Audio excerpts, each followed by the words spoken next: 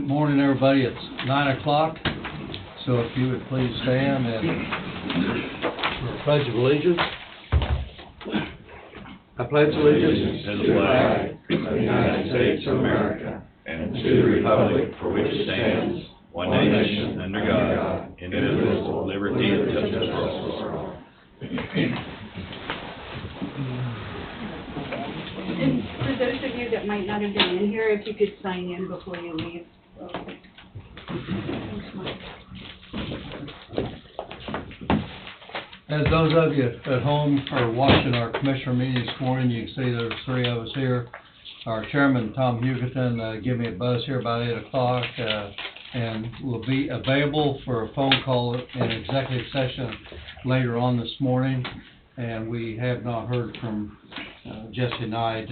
He missed last week. It wasn't feeling good, so hopefully everything's going well for Jesse.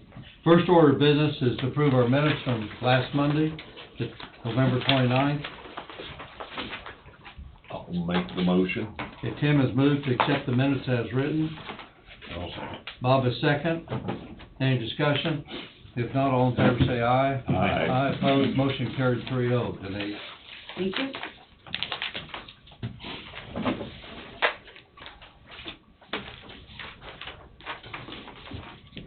Upon recommendation of the Coffee County Clerk, move to authorize and direct the chairman to sign a notice to Key West Township Board for 2022 cereal malt beverage license for Travel Centers of America located at 2775 U.S. Highway 75, Lebo, Kansas, 66856.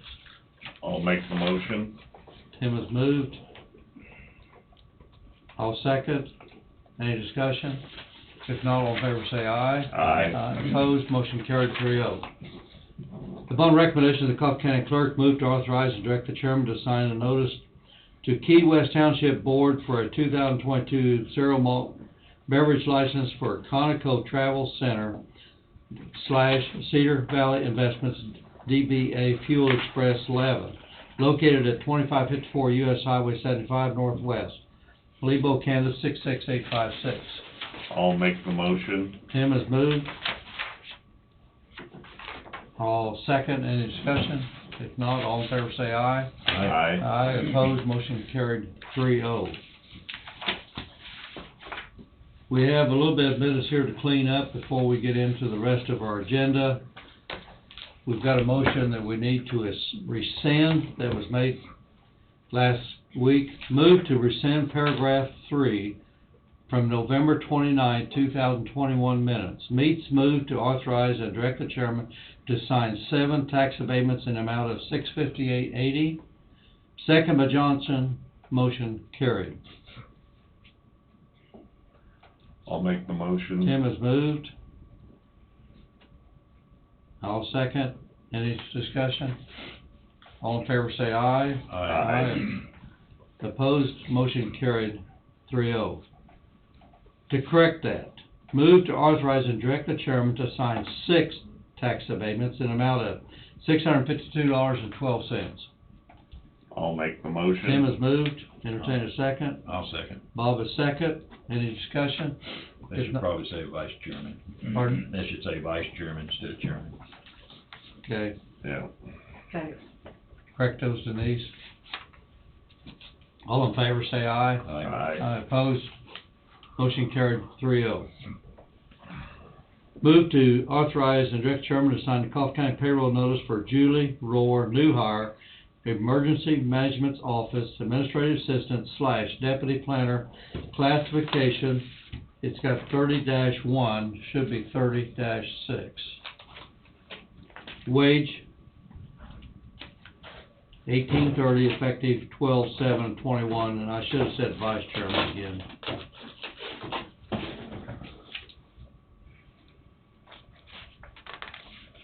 I'll make the motion. Tim has moved.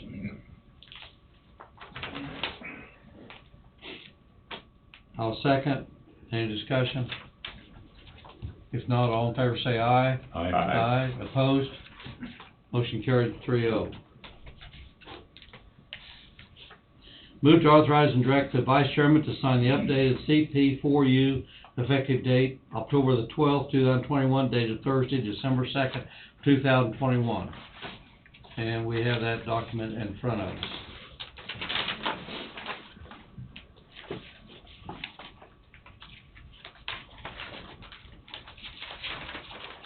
I'll move. Bob has moved, I'll second.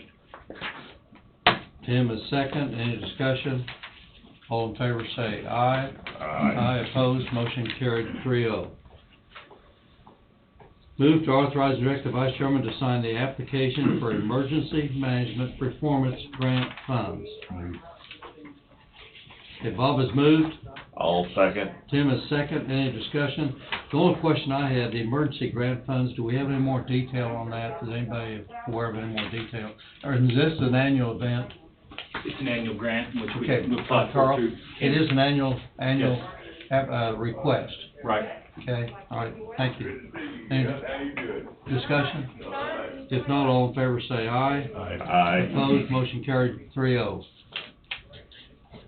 Move to appoint blank as a voting delegate, blank as a first alternate, and blank as second alternate for the 2022 KAC special election virtual vote on Wednesday, January the 5th, 2022, from 2 p.m. to 3 p.m.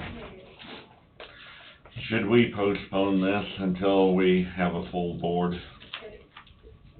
Because this doesn't take place until January 5th, Yeah. I wouldn't think that would be an issue. I wouldn't either. It is. All right, consensus to postpone that until hopefully next meeting? Okay, it's still 4 weeks away. Is there any reason, Denise or Andrea, you know, that, any reason that we can't postpone it? Not that I know of. Aye. All right, we'll table that motion until we have more of a full board. Okay, we got 3 tax abatements. Move to authorize and direct the Vice Chairman to sign 3 tax abatements in amount of $161.52.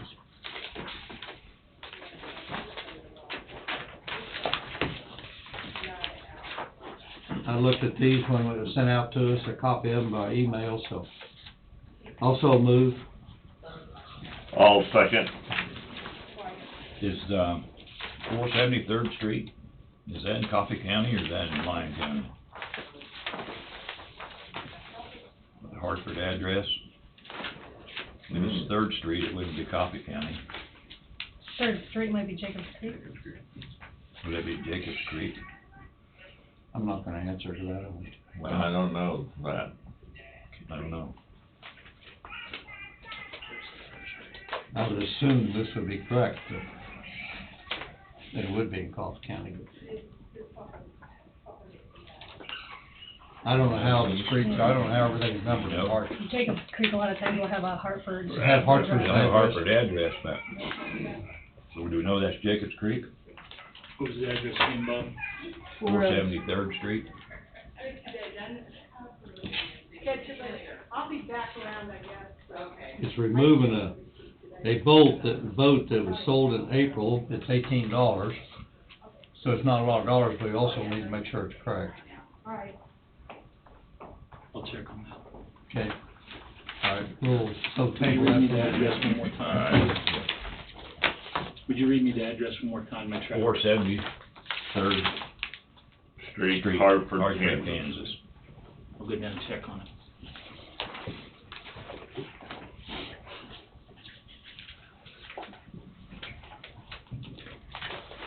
Okay, let's take care of our miscellaneous motions, our agenda. As we received notice that, the project at the Waverly Senior Center would not qualify for some grants, so Karen, you are with us once again and welcome. So you give us an update on what Well, we discovered. I had hoped 2 weeks ago when I was here that we would get the grant money through Bobby Skipper and everything would be taken care of. And Bobby's here if you need to Oh. step, Bobby's here if you need to step in, Karen, so. Okay, but, apparently that, went through the, not gonna happen, so, I'd like to apply to the commission to have the money for the, Senior Center, and I'm still assuming that the, bid is, still at $19,225. But, you know, I was thinking this morning that, money for the flooring to replace it doesn't benefit just the relatively few people that come in and eat Monday, Wednesday, and Friday. But I checked Cheryl Plank this morning, and there are, 9 home deliveries that go out daily, and on Tuesday and Thursday, there's 10 home deliveries, and all these, you know, they come in out of Ottawa, and then, they disperse them from there for the people to deliver them on out to the homes. So it wouldn't, like I said, it wouldn't benefit just the ones that are coming in to eat. It would make it safer for us walking around too, but it would, make it better for the, you know, the workers to make sure that things get handled safely and they can walk from one Is side. this the only bid you have? Yes.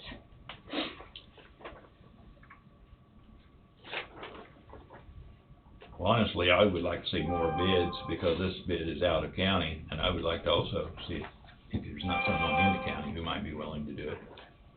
Okay, Spend county taxpayers' money. True. I'd kinda like to keep it in the county if possible. well, I'll, get a hold of, Jim Plank and see if he can find somebody that, could And come for up with. that price, I think you should have more than one bid. Okay, I'll contact him and see if we can come up with another bid on the project then. Any other discussion? Tim, that's from your area, any other discussion? Tim? It's in bad shape. There's a 2 to 3 inch rise on the floor, so it definitely needs to be done. Mhm. So if you can find another bid or two, Okay. I'll see what we can come up with. right, Okay. Karen, thank you. Hopefully a week won't make a difference. Yeah. We'd like to see you back again. We'll walk We gently. appreciate you coming, Okay. appreciate you coming in, Karen. I think it would be good to have a second bid, and it would be good if we secure somebody in coffee, but if it Yeah. doesn't happen, it doesn't happen, Right, so. okay. Okay. And hopefully you'll be able to come back next week. Week or two, I'll see you again. Okay. Thank you, Thank Karen, you. appreciate it. Okay, that gets us back where we're just about on schedule, 9:15. We have our Coffee County Hospital CEO, Joby Reed. Well, actually, Joby is my nickname, so Okay. it's funny you say that. Jobin Reed. Jobin. Yes. Sorry for that mispronunciation. That's all right. When I seen that, I knew I When people wouldn't. call me Joby, they really know me, so. You've probably been called other things too. I have, Okay. especially, yes. You know, we got quite a group here and since we are, video, we got quite a group here. So if you I'd like to wouldn't mind introduce- introducing the that's people right. that you have with you to, So we have James Higgins, our COO, we have Rosemary and Judy from the board, and we have Stacy Augustine, our Chief Quality Officer, and we have Juanita White, is our CFO, Chief Financial. So I know today I've really just come mostly to introduce myself, get familiar with the process, and also see what information you would like for me to bring on a monthly basis or a quarterly basis. That's I just need that guidance there from you all. But I know the schedule shows that we have Juanita's going to go over finances, and we have Stacy here if there's any other questions with COVID or anything there. So I can leave that up to them, open that up to them to come up and start those conversations, unless you have anything for me. Really, you asked, what can you bring to us? Mm-hmm. I'm not here to micromanage you. I think you got a fantastic board. I think so too. And till I see problems that are really problems, I'm not gonna try to tell you what to do, or I don't wanna say I don't care what you do, but I think you guys have done a great job of running it, so I'm not gonna try to micromanage you, so I don't really care if you just come in and say hi. Updates. Yep, we can do that. That's my opinion. Perfect. Yeah. Couple updates. I know in the past it seems like they came in once a month for a brief update, maybe it's been once every 2 months. There has been a little bit of discussion, you know, that we are providing $3 million plus to the Coffee County Health System, which is fantastic, we're able to do it. And we know that's a plus for the hospital and for the ambulance service. Correct. Second to none, no question on that. One thing that has been a little bit under discussion, because we are providing a fair amount of funds, is maybe having a departmentalized breakdown, summarization on 3 or 4 pages. I'm not saying it needs to be monthly or quarterly, but we have asked for a little bit of an update there, and I think they're in the process of making that available. Juanita does have an update today that she's Okay. gonna show you, a one-page update, so I think Okay. that's, you might like that. Yeah, like Bob said, we're absolutely not here to micromanage, Perfect. but we just wanna be a part of the team and be a partner with the That's right. CHS. I appreciate that, and I agree. Well, I'll let Juanita come up first, if you don't mind. She can give her update.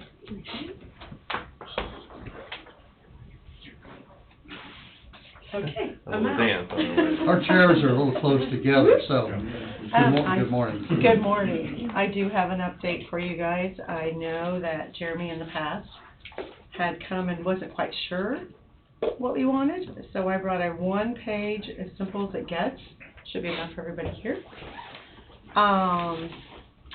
To just kind of break it down as a quick snapshot P&L,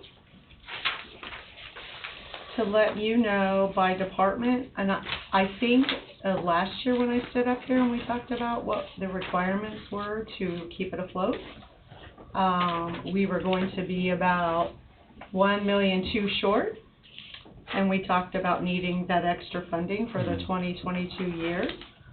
This is a year-to-date quick look at the end of October, calendar year reporting. And as you can see, I pretty much kept hospital and physician clinics separate, and EMS as well, as they're funded a little differently. I also broke out one-time grant funding and prior year grants that are in the revenue of this year as realized, but the cash was really received during the 2020 beginning of the pandemic from the federal government.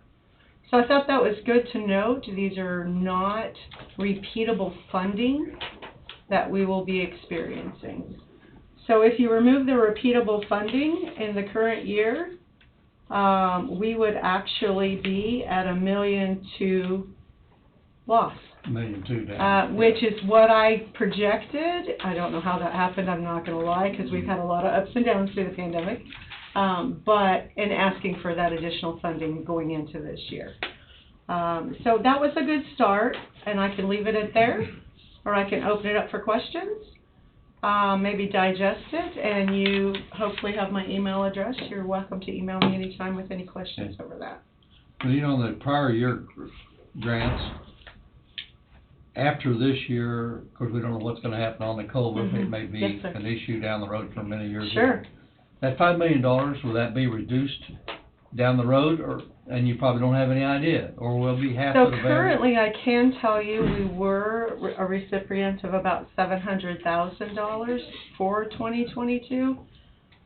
That, in that grant was the PPP, of 2.7 million. That will not come back, I'm assuming, by the SBA.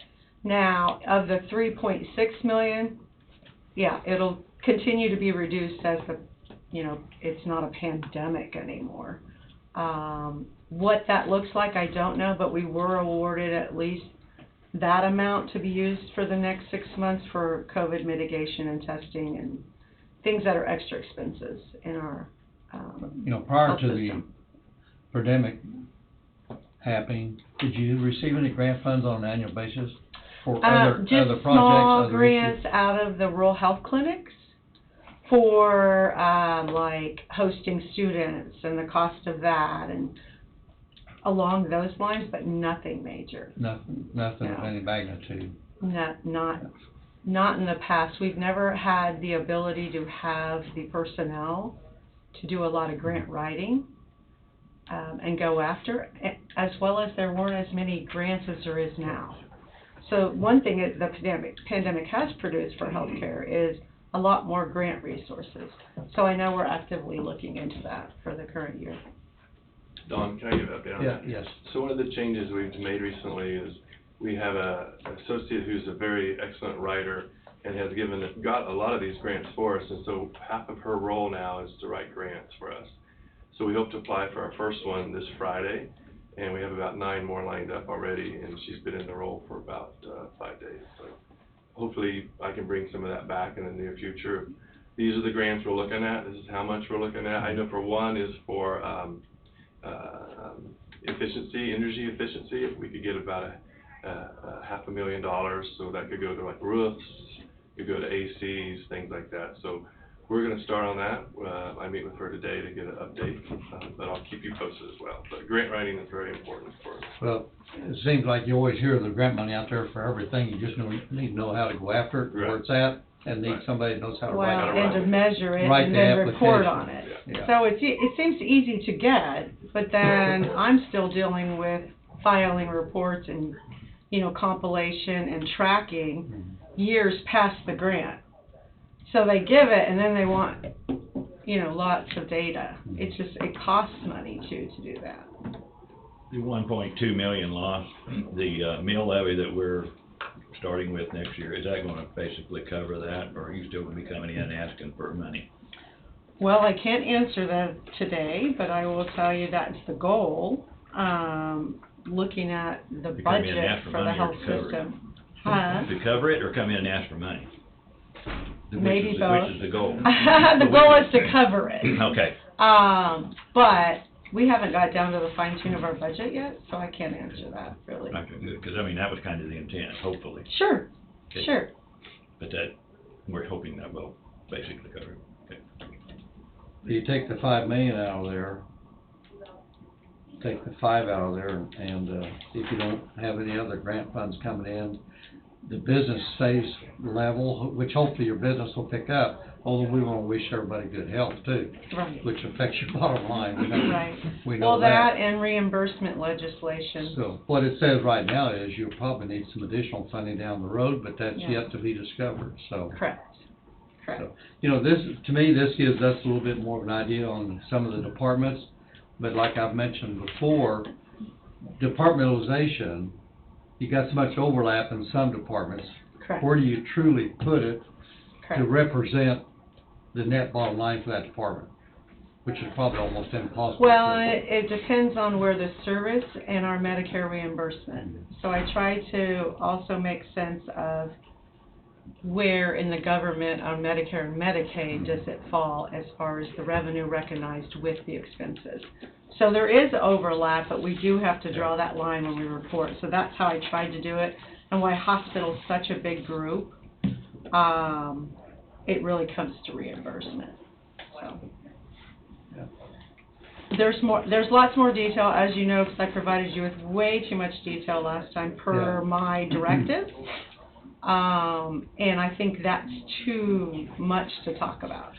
But I think a snapshot like this is helpful, and then we can break anything down that you need. Yeah. I think this is a place to start. If we need to expand it a little bit more, I'm sure you can provide it. I can do that. We've got 2 of our commissioners not here today, so as they have opportunity to review this. Sure. Maybe some other questions come up, so. Okay, just let me know. Appreciate your update. No problem. Okay. Forgot to ask, you have any other questions? Bob or Tim? Good morning. My name is Stacy Archie. I'm the Chief Quality and Compliance Officer. I'm also over infection control. So just wanted to come and give you guys a brief update on COVID in the world of hospital, because I know that there's been a couple of concerns as well. So first of all, the mandatory COVID vaccine. I'm sure you might have heard that we implemented one at the facility. So that came down from the federal mandate that came down. There's 2 sides of it, which I think sometimes confuses people. The first side is that private sector, more than 100 employees, which we all know that was put on pause. And then the other side is has to do with CMS, which is Medicare and Medicaid funding. So any entity that receives Medicare and Medicaid funding, which would be the hospital, is forced to comply essentially with that policy, or you risk losing that funding. So of course, as a Medicare and Medicaid receiving facility, we did want to go ahead and comply with that. So all of our employees were supposed to have received their vaccine by today, but I think it was Thanksgiving week. There was a temporary injunction that was enforced with us, along with 9 other states, and so that gave us the ability to pause on that mandate if we so chose. Coffee County Hospital did choose to go ahead and pause enforcing that mandate, which is a little bit unusual in the state. There's not many hospitals that chose to do that, but we have put a hold on it until we see where that goes as far as government. The other piece that I wanted to address this morning was the pediatric COVID vaccine clinic that we held at the school. I know that there were some concerns around that, so just wanted to address anything, any rumors, anything like that had to do with that. We did host that clinic at the school. It was from 3 to 6, so there was about a 10-minute overlap as far as when school was out to when the clinic was starting. However, we did not give any vaccines until school was actually over with. We just wanted to make sure that parents knew that they could easily come to the gym right after school and have their kids vaccinated if they so chose. It was absolutely a choice. We did get parental consent, and we served about 26 kids in the community. Everybody that came through was very thankful that we were able to offer that, and it truly was just a convenience piece for those parents to offer it at the school. I appreciate Craig Marshall. He was very supportive of that, as well as the health department when we reached out to them. They were thankful that we were going to offer that pediatric vaccine. We will start offering that through our clinic here before too long. We don't have any plans to do any more mass vaccination clinics unless we see that there's a need in the county. So we'll just offer that through the clinic moving forward. But are there any questions or concerns that I can help answer regarding COVID or COVID vaccines as far as the hospital goes? Any question? On the HVAC, the heating of the air, do we have the room set up now that, a special room, I guess, where the patients can come in? I received a couple of calls concerning the doctors coming out to the car to examine. Is that still going on, or is that room able to take the patient in? So that is still occurring. And the reason for that is because when we bring a patient in that has COVID or potentially has COVID, we have to do a terminal clean on that room. So you're looking at anywhere from 30 to 45 minutes to be able to turn that room over, and when they're seeing patient after patient after patient in the clinic, that really slows us down on what we're able to see. So there are some physicians that are going out to the vehicle to see those patients as well as to swab them. That way we can continue the day moving forward as quickly as possible and not having to terminal clean those rooms. Because even if we had some different air exchange systems down there, we would still have to do a terminal clean. It would speed it up a little bit, but cost-wise it would be astronomical to install some of those. Does that explain that? Yep. Anything else? Any other? You touched on a couple of things, and you kept looking at me when you were talking about it, because you knew that I knew about it. Sure. I will say you have a board member who explained it very well, so you explained it to Rosemary very well, and Good. she explained it to me. Now, I did jump Higgins, and I know from what you said, Craig didn't have a choice, because you and Higgins are on his board. So, Oh, yeah, there's 7 total board members. Yeah. So anyway, but, Yeah. that was a concern I had because it was brought to Absolutely. me. I Sure. talked to Rosemary, and Rosemary explained it, so thank Perfect. you if you explained it to her. Absolutely. Thank you for keeping her up to date. That's Yeah. the way board members should be. Yep. And if there's ever any concerns, please know you can reach out to me But anytime. I did give So, Higgins a little bit of static, but yeah. I wasn't That's gonna back okay, he down from deserves him. it. That's okay. Our chairman, like I mentioned earlier, couldn't be here today, and he gave me a call about 8 o'clock. I couldn't understand for sure, but he did say that Craig was coming in to represent the school. Is there any discussion here that needs to take place, Craig, No, between you and the administration of our CHS? Absolutely not. They did a terrific job approaching me about the opportunity to make this a choice, and it's absolutely 100% a choice. Okay, as long as Again, we wanted to make it convenient Absolutely. as well, and so in the world we live in today, where things are busy, and just if we can make things more convenient for our people, and partnerships. I've been to meetings before and Partnerships. talked with you about partnerships and how important they are. We have a wonderful hospital as a tremendous asset, to our community. And just recently, Wolf Creek, we went through an exercise with Fema, with Carl, and with Matt, to make sure that we were able to take care of the needs in an emergency event. That's the partnerships we gotta have with us in Wolf Creek, and the hospital, and the school district, and the county, and the city. Those are extremely important, and we've got to work together. If we don't work together, we're not gonna meet the needs in this ever-changing world. I don't know how we can even put a true value on what CHS brings to this county. We know what happened now, Allen County, Anderson County, Fort Scott, and Independence. We gotta do everything we can not to let something like that happen. The value is unreal. Yes. So. Yeah. Any And one other- of I do want to say, I appreciate the fact that you jumped on board with the state and you released your deal. Because I'm going to be honest with you. Yeah. We passed a resolution that we are against mandatory. Mhm.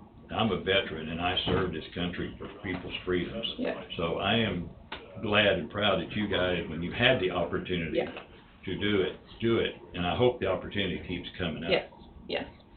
Because once you lose your freedom, you don't need a hospital. Yeah, one of the discussions that we had when we were trying to decide of, do we push forward or do we pause it? You know, we absolutely encourage the vaccine. We want everybody to be vaccinated that wants to be vaccinated, but more importantly, it is a choice.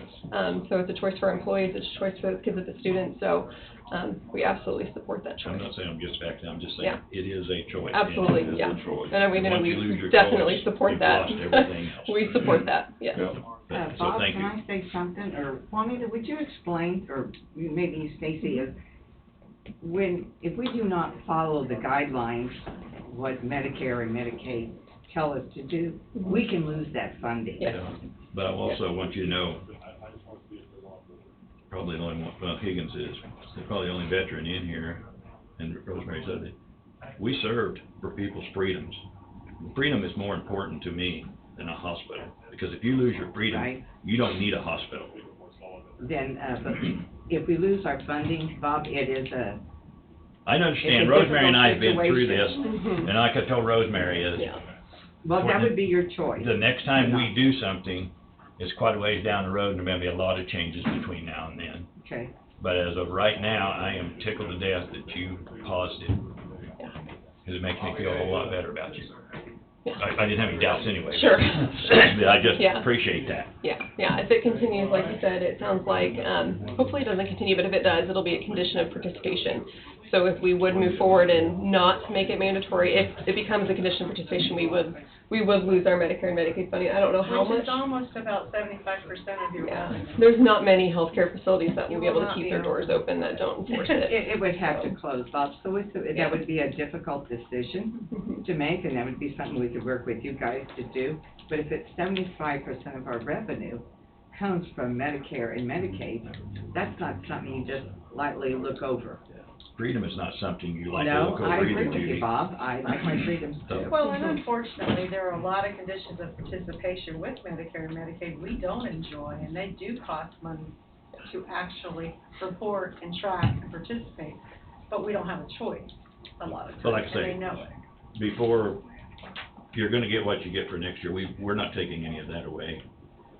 But before the next decision is made, there's a lot of things that could change between now and then, so. What percentage of your employees go ahead and do the vaccine? So we have about 81% that are vaccinated, but we had about 10% that we granted waivers to. And so there was about 9% that were on the fence that weren't sure what they were going to do. And then, of course, we had the ability to pause, so. I've got quite a few family members that's in the nursing area, so Mhm, yeah. everybody's got their own opinion. Yes, oh gosh, yes, I know, I don't want to go there, yeah. Yeah, we don't want it. Yeah. On the religious Yeah. exemption, how easy is it Mhm. getting the religious That's a great question. exemption? So initially, our religious exemption request, it did ask a lot of questions. Yes, it did. I'll tell you that we did not deny any of them, and we had no intent to deny any of them as long as they were clearly not politically based, essentially is what we were looking at. There's some new laws that have come through in Kansas that we no longer ask those questions, and it's extremely easy. You document a statement, you sign it, and you are granted that exemption. I'm glad to hear that. Yes. Oh, yeah. We make sure we follow all those rules. I serve on the Kansas Hospital Association Policy and Advocacy Committee, so luckily I kind of have a heads up on some of those things that are coming down the line. So we try to stay as up to date as possible to follow all those regulations. The one I ended up with was a little, Mhm. yeah, I'll call it extreme, Sure. and I didn't like it. Sure. Mhm. Any other questions? Nope. For Stacy? Thanks for your Okay. update. Absolutely. you. Thank you guys. I Appreciate appreciate it. Anybody else from the hospital want to bring some information? Craig, you have anything? No, I was just here to join. Well, on behalf of the commission, we appreciate what Everybody. CHS does for us, our school system, like I said, the nuclear power plant, and all the other small business down to one employee. Don't make any difference. They're all, I don't mean to point. Every business we got in this county is so important, whether it's one person or 400 or 800. So, appreciate y'all coming in and giving us an update, and those people want to watch her, they'll see it too. Thank you guys. Happy holidays, guys. Happy holidays. Thank you. Thank you. Yes. That is a valid, Nice meeting you. You all too, thank you. for that abatement, that is a valid address in Jacobs Creek. It is Jacob Street. I was gonna ask Carl for that. Yeah, it's a valid address. Rosemary, take Clark, make Clark take you out of it today. And then we need to make a motion. No, you've been working hard, and I need to. Payment. We could do that now. Okay.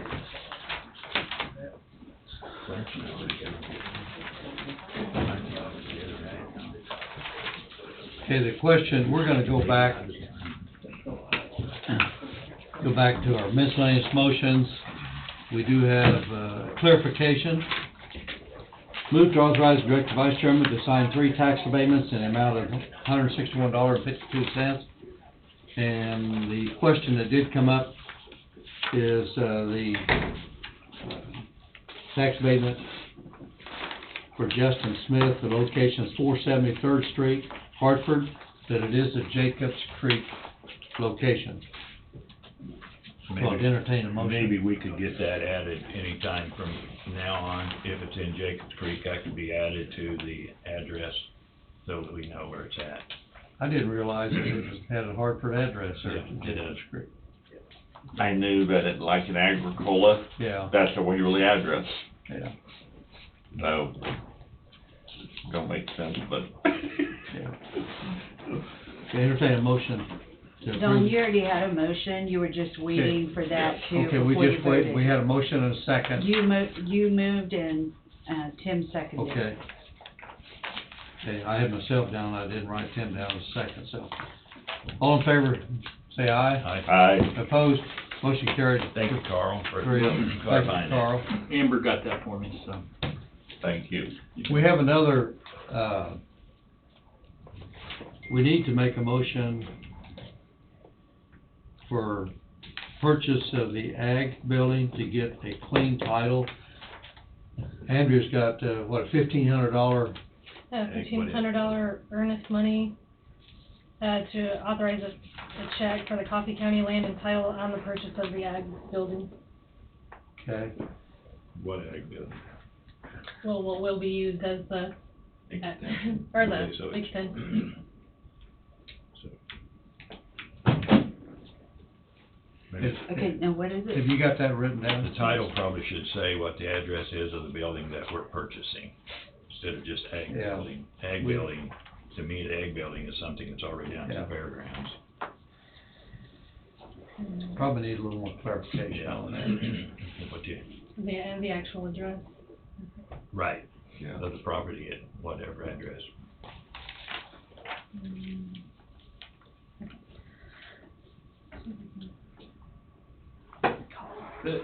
If you don't mind me This is asking, per wave. just to interject, the motion, request should be, $1,500 earnest money, for title commitment, security, and escrow. Okay. Purchase of the new extension office facility. It's not actually going towards the building, it's just be held in escrow. We have an address on that location. You don't happen to, I can look it up if you, unless you have. You just said for the purchase of the new extension building, so. I can't remember what it's cross street, isn't it? Yes. It is a cross street address. What was the old name of that, office? Dr. Herder's. Herder Optometry.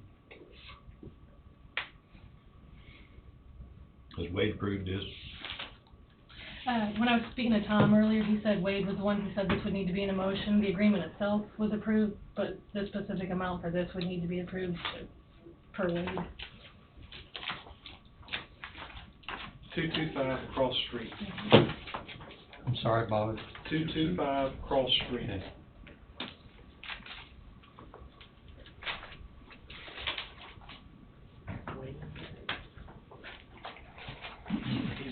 Any other discussion or questions? Need a motion, you got it written, Denise, you wanna read that back to us? Make sure we got it correct. Move to approve payment of $1,500 earnest money to Wetland and Title Company? Coffee County Land and Title.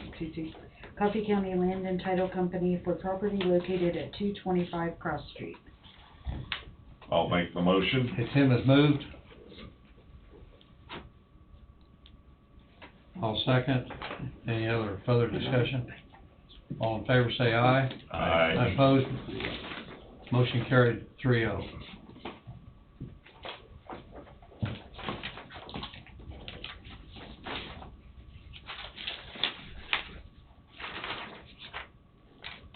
Okay. Wayne, we're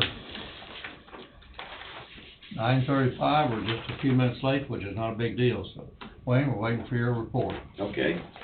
And discussion on a few things, might take a while. You got 15, based on the agenda, you got 15 minutes. No, I thought I had the whole back end of it. Not wrong. You always think. Well, let me double check that. My goodness sakes, mine's, I just break. That's it. So, it's a continuation. Ours overrides. Well, breaks are important. Breaks are important. Let's go ahead and now this is a draft, so this is, talking points, but things that, would be the final report within the next week or so. I have a question, Wayne. Yes, sir. In-house only, does that mean only in road and bridge, or does that mean in county? I mean, in The county employees of Coffee County, not the hospital or any of the rest, all but our county employees. all of our county. So we make an effort to get it in their boxes and then, or emails, and so the department heads are to make them available to their employees. And then, of course, our employees in the highway department. All right. Once again, this is a draft, but it should be one draft or not. If you want to talk to someone. And glad you brought that up, because as my motion kind of brings up a few things.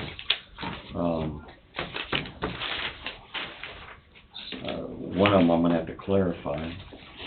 So, no road permits, landfill, the scrap iron, we're still trying to nail down basically the bid for the scrap iron white goods.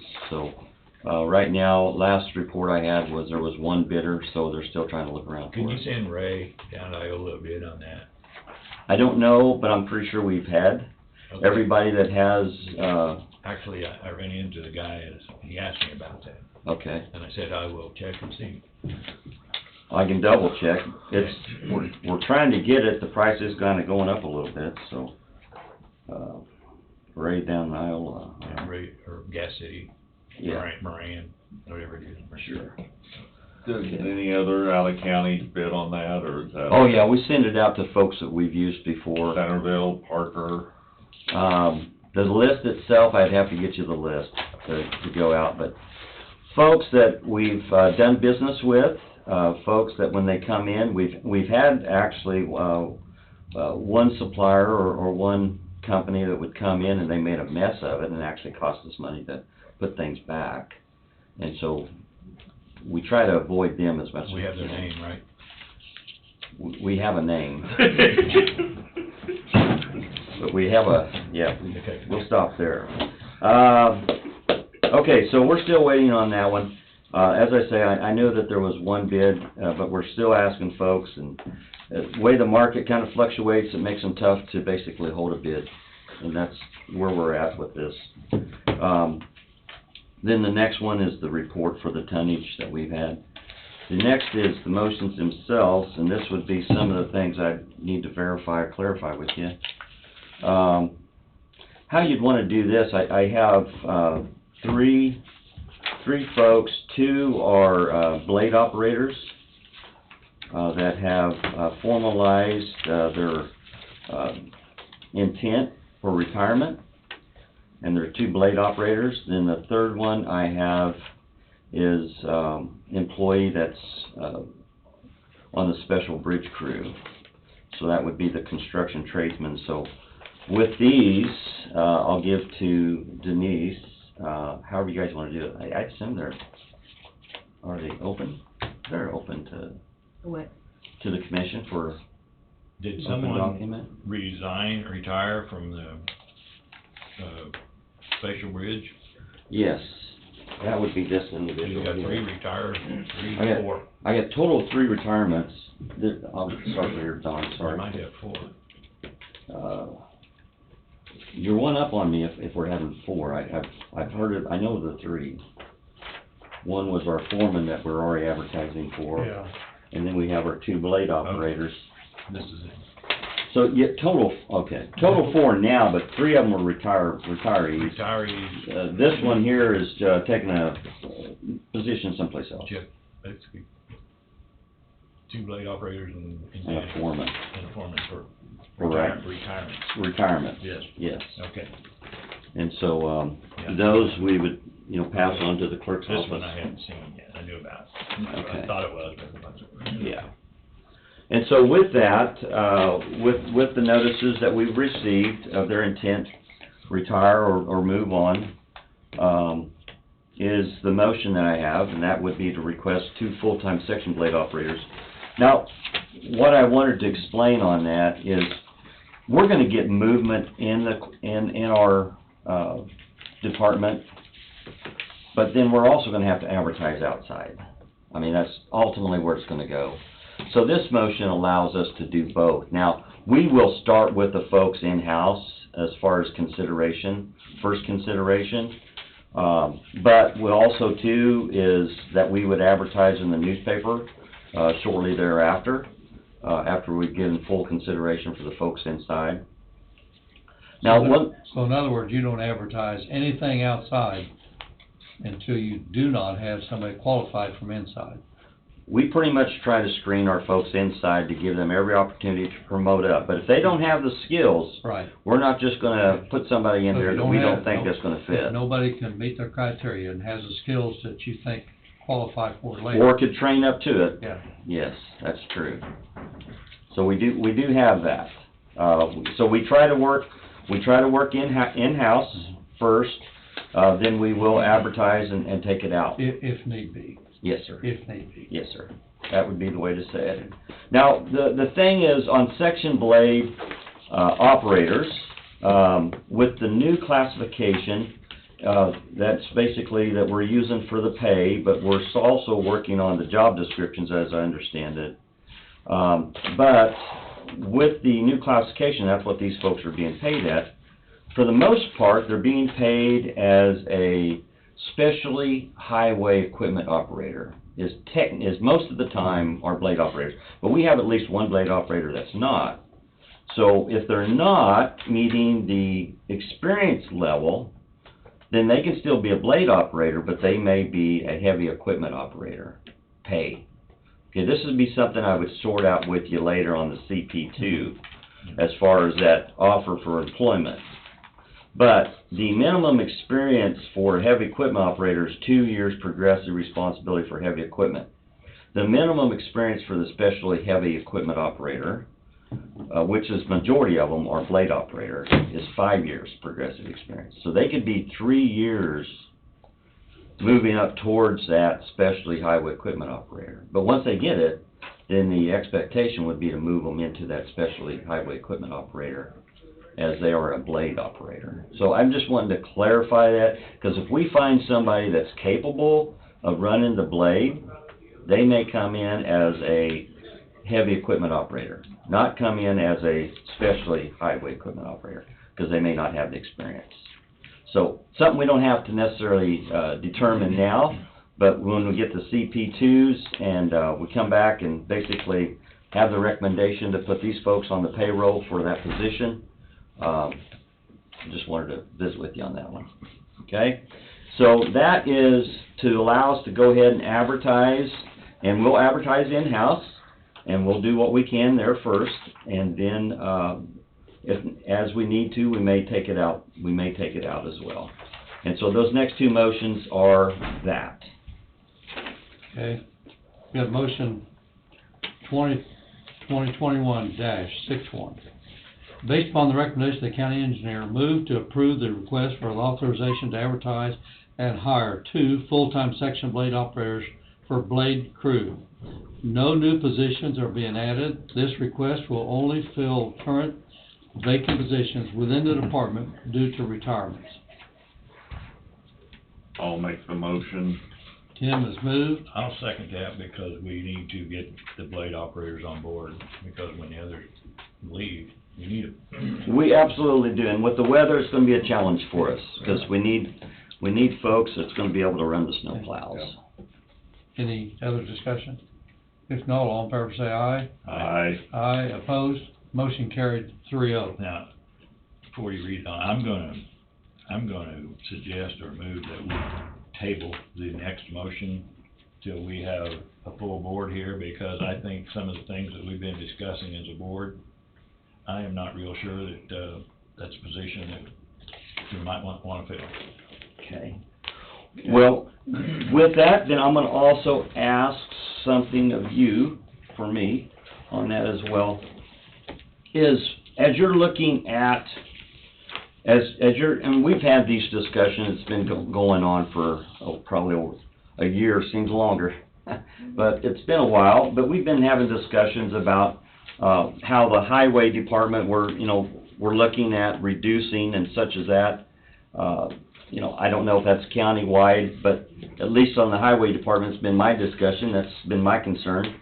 So with that, I've also posed, the question had been asked, well, how many do you need for the department? Well, and this was a couple weeks back, and I said 52. That's where we've been, started out around 61. I have reduced it down in size to more of a maintenance operation. And then by doing so, I found that level of comfort that we could be able to complete the work that's being requested and maintain a high level of service. So what I'd ask is, as you take this in consideration to say, okay, what we're going to do, we're still going to have this discussion, then I'd also ask too, this is our work list. I'm not asking for you to cut it up and dissect it, but I'm asking for you to look at it and see the amount of work that we have, just maintenance alone. Now, I'm going to give you this one, and then I'm going to give you something else to think about, and that is when we do our biannual bridge inspections, there's a whole list of recommendations of maintenance that we do, that we strictly do, okay? A whole list of maintenance. So when you talk about the tradesmen and such as that, you're going to be basically limiting their ability to do that work if they don't have enough people, or the amount of work that they have. Then the other side of it is you also have in our department is our 2021 book. So we have far more work than we have people. I'm open for the challenge of contracting some of it out. But if you're looking at just our normal maintenance, our work that we have to do, if we reduce, you're also going to reduce services. You're going to reduce our ability to respond to emergencies or just basically standard work that's being asked of us. And that's the standard work. You don't see these type of lists, and I'll step out there a little bit in my opinion. You don't see these type of lists out in other counties because they don't do it. They don't have the money. They don't have the people. They don't have the resources.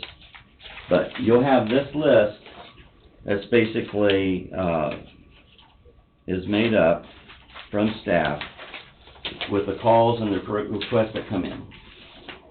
And so, how many employees that you currently have are listed as construction tradesmen for special bridge?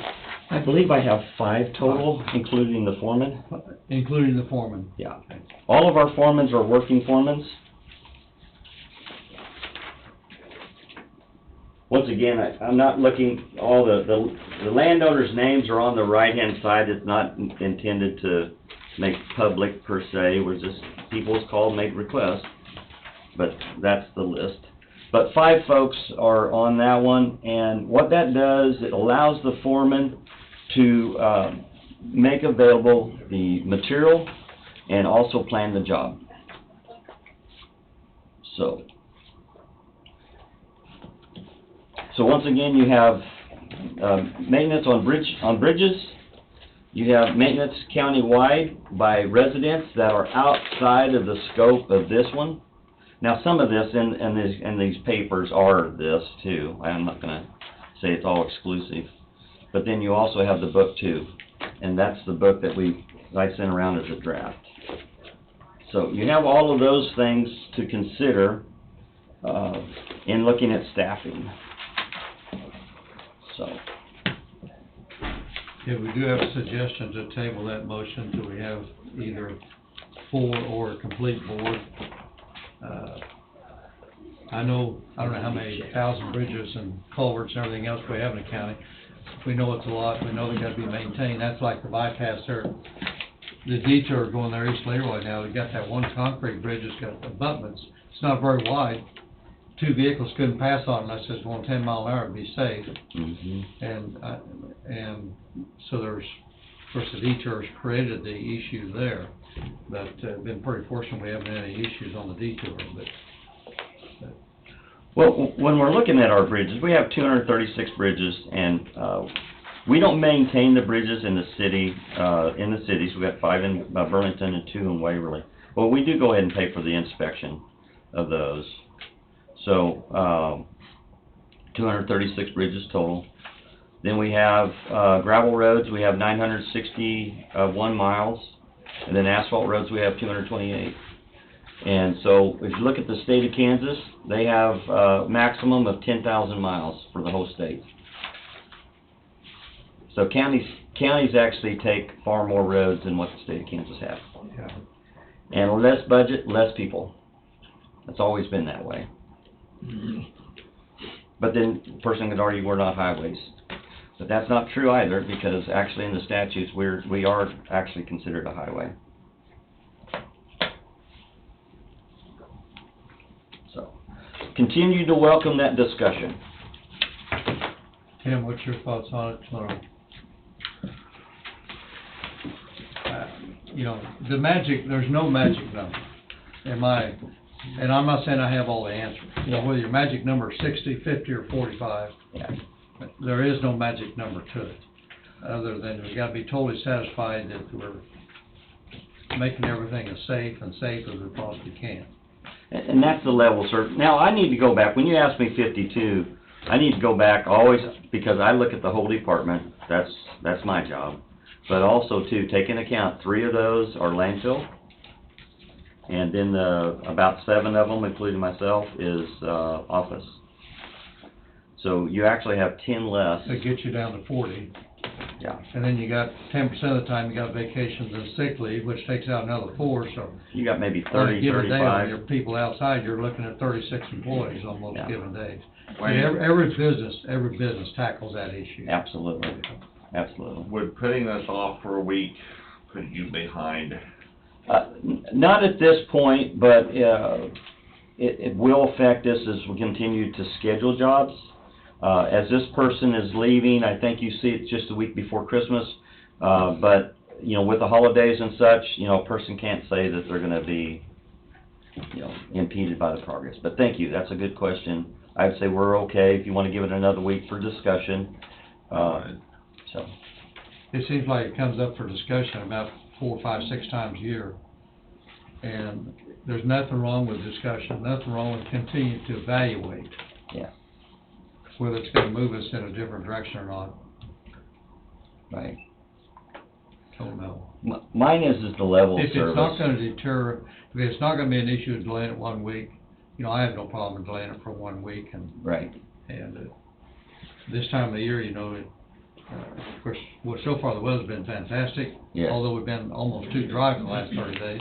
Yes. And no rain or forecast, so Mm-hmm. I'm sure you're kind of keeping up with things too. Yes. I mean, we're doing more. We were actually pothole patching here last week into our truck. Weather's been a plus. There's no question on it. Yeah. That we normally would not be doing. Even though you're not totally caught up, you're probably ahead of where you thought you might be. Mm-hmm. So, Wayne, we'll set tight on this till next week. Okay. So hopefully we'll have 5 more. That'd be fine. That'd be fine. The next one is the book itself. I don't know if you had a chance to take a look at the maps last time we visited, but kind of go over this if you'd like. I'd like to continue this one, and then have once again come up and have the final one at the end of the month. I'm looking at October. No, we're sorry. I'm been that time. I'm like, okay, I need to double check my calendar here. And that one's November. Okay, November back there. The biggest thing I've looked at on the ones that you passed out 2 or 3 weeks ago is the low maintenance roads. Probably some roads that need to have in between low maintenance and regular maintenance, and whether you have anything like that, because, you know, that's just like that one road there, comes off the county line going north for 2 miles. Yes. That we had some issues there. You know, the road's a ditch. Uh-huh. And that particular road, if there's a major rain, probably needs to be brushed up a little bit. And there are 6 farmers that use that road, not all the time, because it's pasture land, it's cropland, and some other, but there's, I know my identification of driving around, I still got a lot to do yet, a lot of driving. Minimum, some of the roads that are marked minimum is probably fantastic. Okay. But there are some roads that probably need something in between. Okay, so. Especially when you got the road being the ditch. Right. Now, what we have on minimum maintenance, is either it's meeting the standards of a road that would be safe and basically we would have liability, or minimum maintenance, meeting a road that would basically limit the tort liability that somebody could, claim it back against the county as an open road, okay? So what you have there is, if you classify it as a minimum maintenance, then you're not required to meet the standard of all of our open roads. That's a classification. So there's no middle. So then the other side becomes, you have an open road that's safe to travel from the traveling public. Because we're not talking about the local farmer that's driving on this road. He knows what the road is. We're talking about somebody, I don't want to just reach out there, that's not from this area. I didn't reach that far. I just said not from this area. So not from this area that travels on that road for whatever reason, or no business at all to be on that road. But once they're on that road, and it's an open public road, then it's to meet a certain standard. If it's a low maintenance road, the sign says by state statutes, enter at your own risk, basically. That's what it says. So on low maintenance, and I just want to clarify. Minimum maintenance, yeah. Minimum maintenance, we still do the grading of it, and we'll make it still available for the farmer. So it gets mowed maybe once or twice a year. It's still, if there's a lot of rain and there was some wheel ruts or something like that, we'll go in there and blade it so the farmer has access to his fields. But that's about it. Right. And then beyond that, it doesn't have the gravel surface onto it. It's not all weather type road conditionings. So basically, if somebody is going down there mudding, say for whatever joys that they might want to have, if they go down there and they tear their vehicle up or they damage their vehicle in some way, and they were on a minimum maintenance road, they would have no recourse back to the county, per se. It's not to say you can't have mudding on a regular road either, but there is that expectation that that road is to be made safe in that regard. So, and I'm not saying in reverse, I'm making roads unsafe. I'm just saying the difference between what a standard road expectation would be and a minimum maintenance road by statute would be. Now, you can have roads that have a center grass lane still down them, but it still has gravel surface underneath it. It still has drainage going on. There's not structures out or anything else, because you may have a minimum maintenance road that may have a culvert out, and now it's a low water crossing per se. So in some of those cases, low water crossing is better than a 10-wheel slope, because low water won't plug up. Right. With most time. Or that tin whistle won't blow out when you basically have a rain. So, so I'm glad you're looking at those. I think we had set out a date of January the 17th, the day after the holiday. Okay. Was the final review, or have the review on that. The book that you see today is pretty much the same book that we use, same format that we use. So as we've had 2021 and all previous years, what you're missing is the summary sheet on my part, and that would be your final discussions where you're wanting to be. Once again, our mission statement has been utilized by other departments in the state as far as a direction, a guide of how what our goals are, and that is to operate underneath your expectations of what you want out there.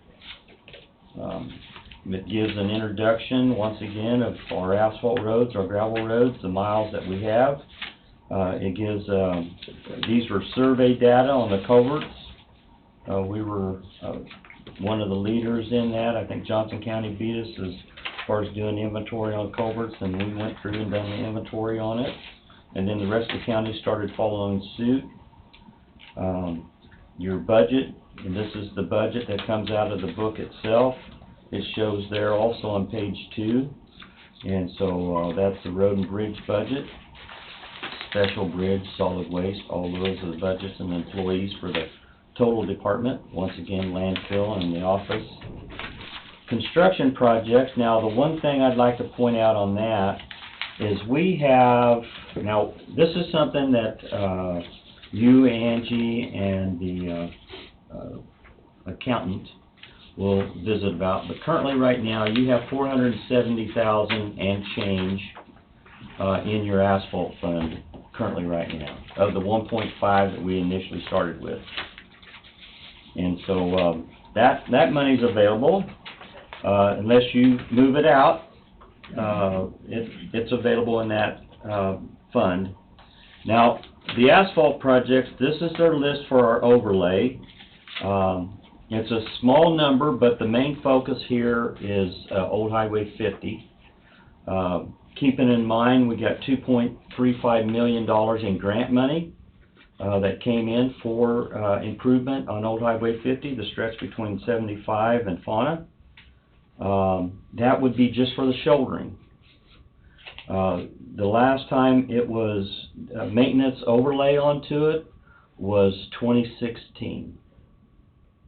And so what I'm proposing is the remainder of the asphalt fund will actually be asphalt overlay maintenance for that stretch. So not only do we widen the road with the shoulders that we have considerable amount of money coming from the state, but we'd also do an overlay on Old 50, and then at that point it would be truck ready for to accommodate the traffic that we're seeing up there on Old 50.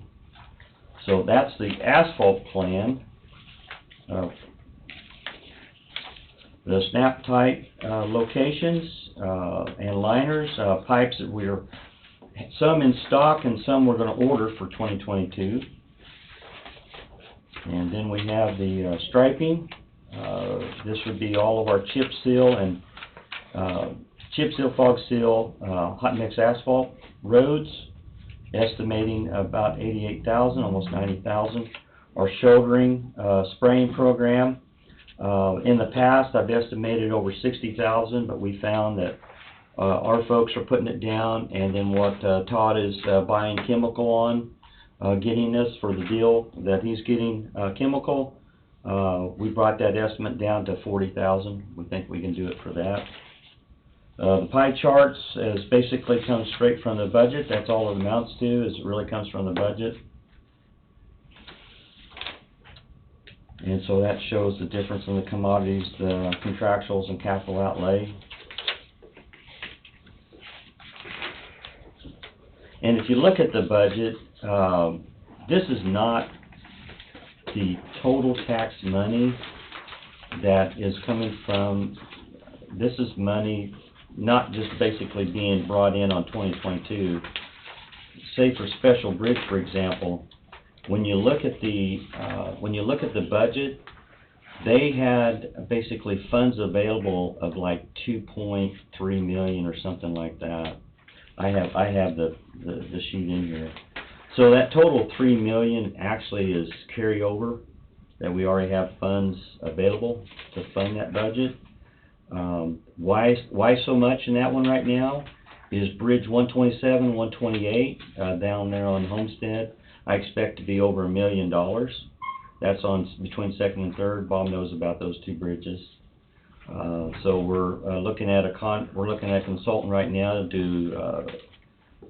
We're getting proposals from consultants right now for that, and once I get the plans and everything, we'll have an estimate. But I imagine it's going to be over $1 million for those two bridges.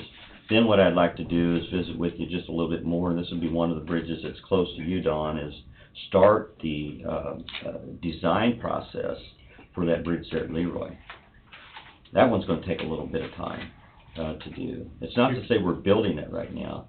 but we need to go ahead and start the plan You're talking process. about the Neosho Bridge at their south edge? Yes. Is it that critical that it needs to come out in the next? It's the only fracture critical bridge that we have in the whole county, other than the one we're replacing right now, which is Oak Better 680. Fracture critical means that if one beam goes out, it would fail. It's the only fracture critical bridge that we have. And with the detour that you would have on that, there's gonna have to be some time spent to make sure that we minimize the traffic and possibly not have a detour, possibly offset alignment. So there's gonna be months of surveying and design work that's gonna be associated with that. I see from start to where you could bid it would be about 5 years. It would take that long to be able to get that project going to the point in which you'd have to bid it. Because the top of it, everything looks fantastic on the top. Yeah. And we spent $360,000 or something on this Yeah. last year to make some corrections on it. Right. But as you know too, it's being posted as far as weight limits. So what you're gonna have there is it's just gonna continue to deteriorate in time. We don't want these bridges to be posted in our county. We want to actually be able to handle these legal loads. And so that's where we're going to find ourselves by not addressing it, that it's going to get to a point where it's actually posted, and then you're going to stop farm traffic from going over that bridge. I mean, the highway patrol comes down, weights and measures. They would weigh that semi coming across that bridge. Because the traffic coming across that bridge is unreal. So that's a lot of it is heavy stuff. That's what you're dealing with. So that bridge was offset from the old iron bridge that was there, back in 50 years ago or whenever it was. So it'd be great to offset it this time, but take a lot of dirt work too. And so that's going to take a little bit of time. So what I'll be doing is towards the first of the year is coming in and recommending a few of these bridges that we're not necessarily going to replace within a year, but actually to set some of this money aside that we have in this special bridge for those projects that are going to be like 5 years out. But you're going to have to plan that far out to make this work. If you just do it year by year, you're going to find that you won't have enough tax base to be able to handle replacing that one bridge, doing it that way. So if we can kind of take some of this money, plan out some of these structures, we'd be better ahead for the whole county. So really what you have, once again, is you have the locations that we're going to be doing our chip seals. Most of this is by historical data, by review, to say, okay, what's up in the next 5 years, or what has not been chip sealed in the last 5 years. And then some of it also, too, is just based on condition. So it's not always historically, but it's where we start. And so your chip seals, asphalt, that's that one sheet. The next one becomes now your maintenance and construction. These would be from our structures. And our structures, if you want to see those, that would be your back sheets. Back here, page 18 is your structure, so it gives you a little bit more information on what that structure is, the size of the structure, what the project number is and such.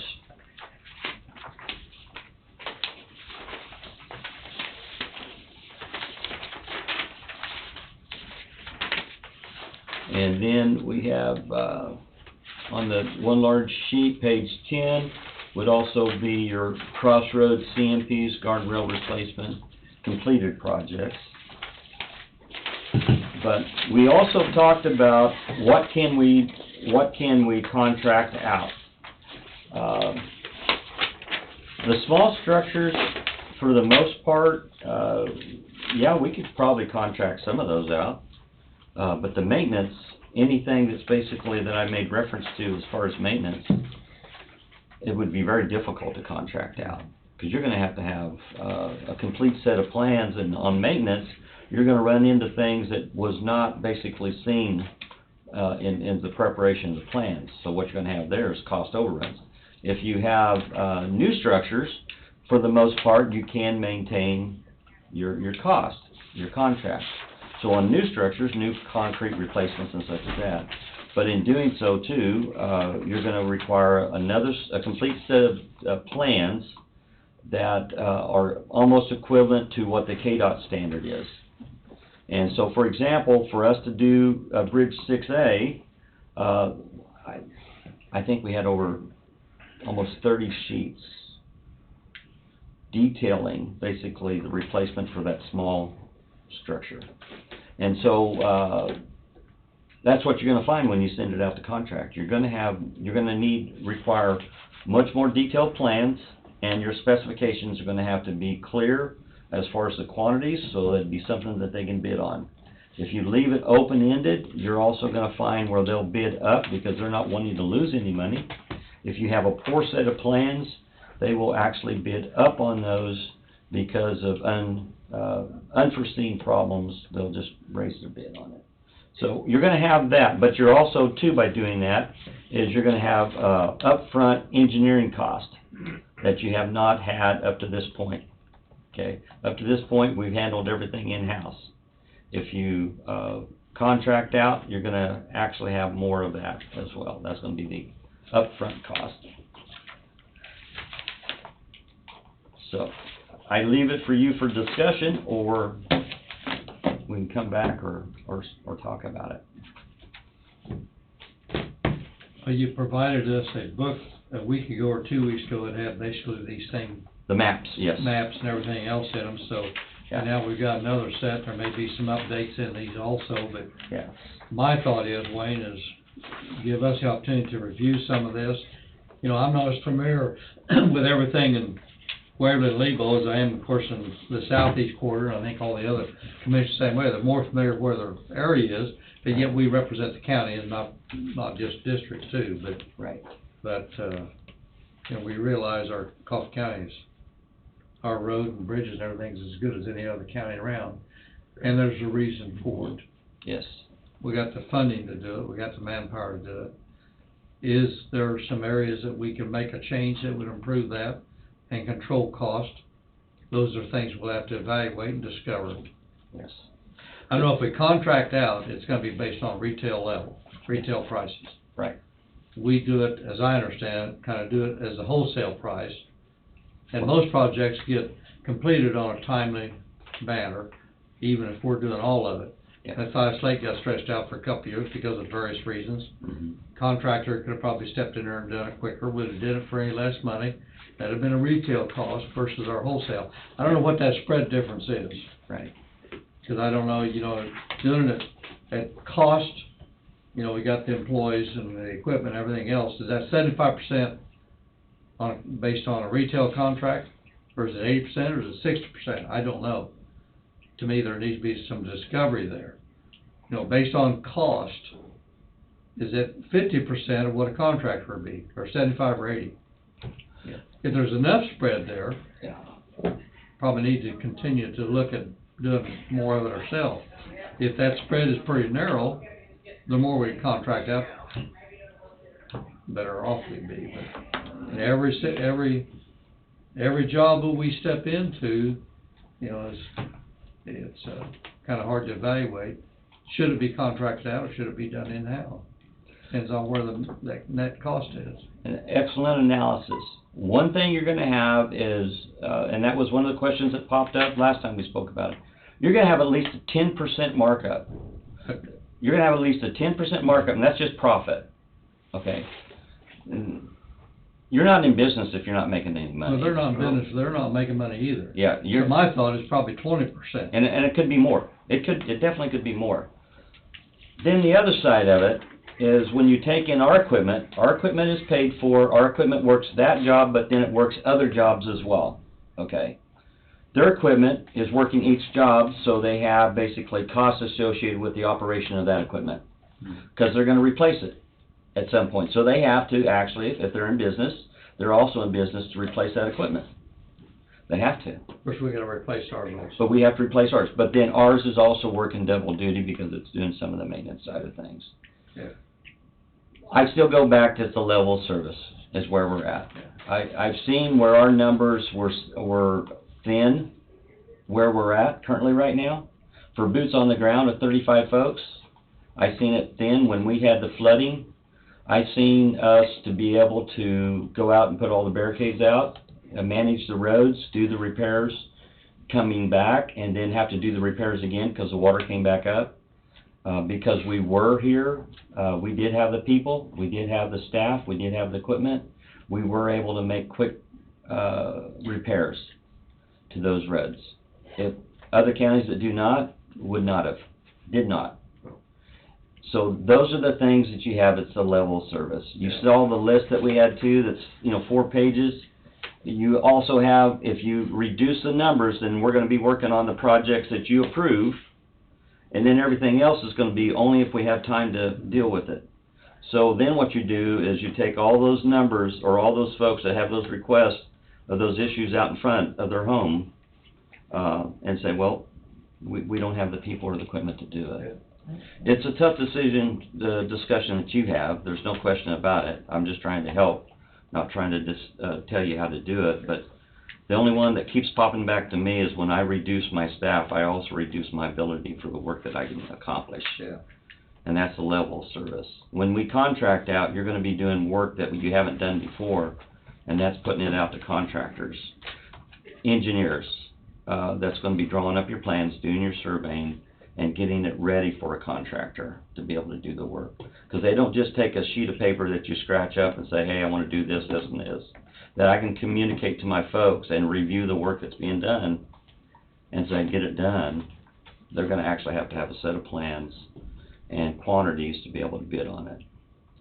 And so that's some of the things that you deal with. Another side to it, and I think it's time for us to move on, Wayne, because we'll have Yes. time to do this, but, if we reduce our numbers, say by 5 employees or 10 employees, those employees are living in Coffee County. If we contract it out, that contractor, what we pay him is very possibly gonna leave the county. Yes. So, Absolutely. there's a lot of discovery that needs to be done. That's, What the answer to it is, I don't fully know. that's absolutely right. Our folks are, Because our folks are here spending the money, hopefully spending it in Coffee County. For contractors, for some of the projects we're looking at, we'll be reaching outside the county. Just like all of our blacktop, it's all done outside. absolutely. And which it should be, we can't do all that, but, Right. yeah. So, appreciate the update. Anybody have any other questions for Wayne? Okay. Hopefully we'll be fully staffed next week, in 2 weeks when you show up, so. Okay. All right. Well, that's the 20th, and so we'll see you then. Okay, Thank sounds you. great. Thank you, Wayne. Thanks, Wayne. And, we do still need the motion for the chamber box. Yeah, I've got it written down. I thought I might do it round table. Oh, okay. Why don't we take a quick break for about 10 minutes? That guy in your district get ahold of me, he lives on a county road, and when cars go by, it's dusty, I'd like to know if you can, put dust control on it. Do you wanna sign the? Ask him if Is it's, that okay? if it's been. I think that he's, the voice probably changed that. I've done this a time or two, on maybe not this document, He but asked me another that, one. he said, I think the you're voice the just only one changed that's that common sense, he said, I'm gonna. to my ask you." name I as said, "I'll ask vice chairman. Tim, 'cause Either that or we just, we Well, probably need to do it ask him today, if though, it's too. been a You prefer that or that we someone else? did. No, I he can go didn't, read he it. knows. He knew it, he was just bullshitting me. I don't know how technical that is, I'm not gonna answer that. With him not being here, Yeah, and I can just, I didn't know if you wanted me to change it since this is the one everybody saw in the book. And so if I change it, that's not the one that everyone saw, so does that matter, or? yeah, Okay. I think I'd just go, I don't think it'd be an issue. We document that neither, that Right. Tom's not here, so that probably needs to be changed. It's probably better if it's dated today versus, well, we voted on today, so it'll be dated today. Right, okay, I'll see.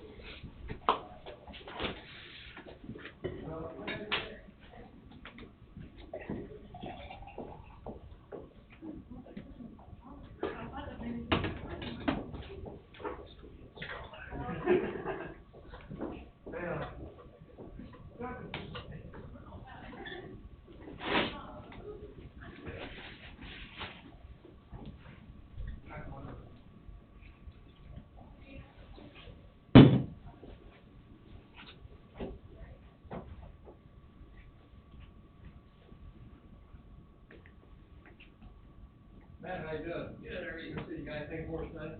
Nothing major, I was gonna ask. I'll ask you if you want. Yeah, I'm probably heading out, I got another meeting to do. Okay, well, we put you on, I guess. guys about taking over the siren for county? Okay, because, so we don't have any regulatory requirements for them anymore. And so we actually have to put it on the open. I don't think so. I can be mistaken.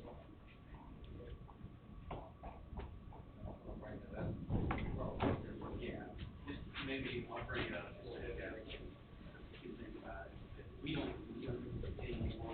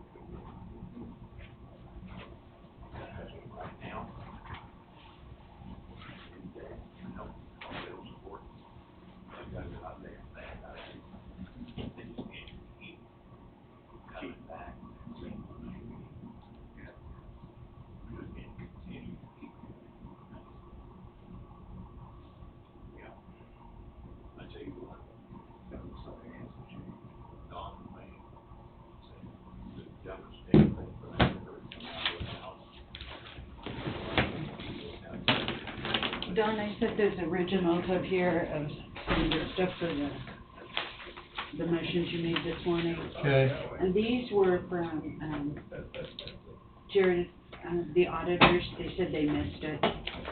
And Okay. then she said Tom needs to sign this, but I think that was one of those motions. So, okay? Does Tom need to specifically sign that one then? No, I texted her and said, can Don do it as vice, and she said yes. Okay. As far as that CP 2 or 4 we're redoing, she's gonna go down and put my name on it, Okay. since the motion was made that way.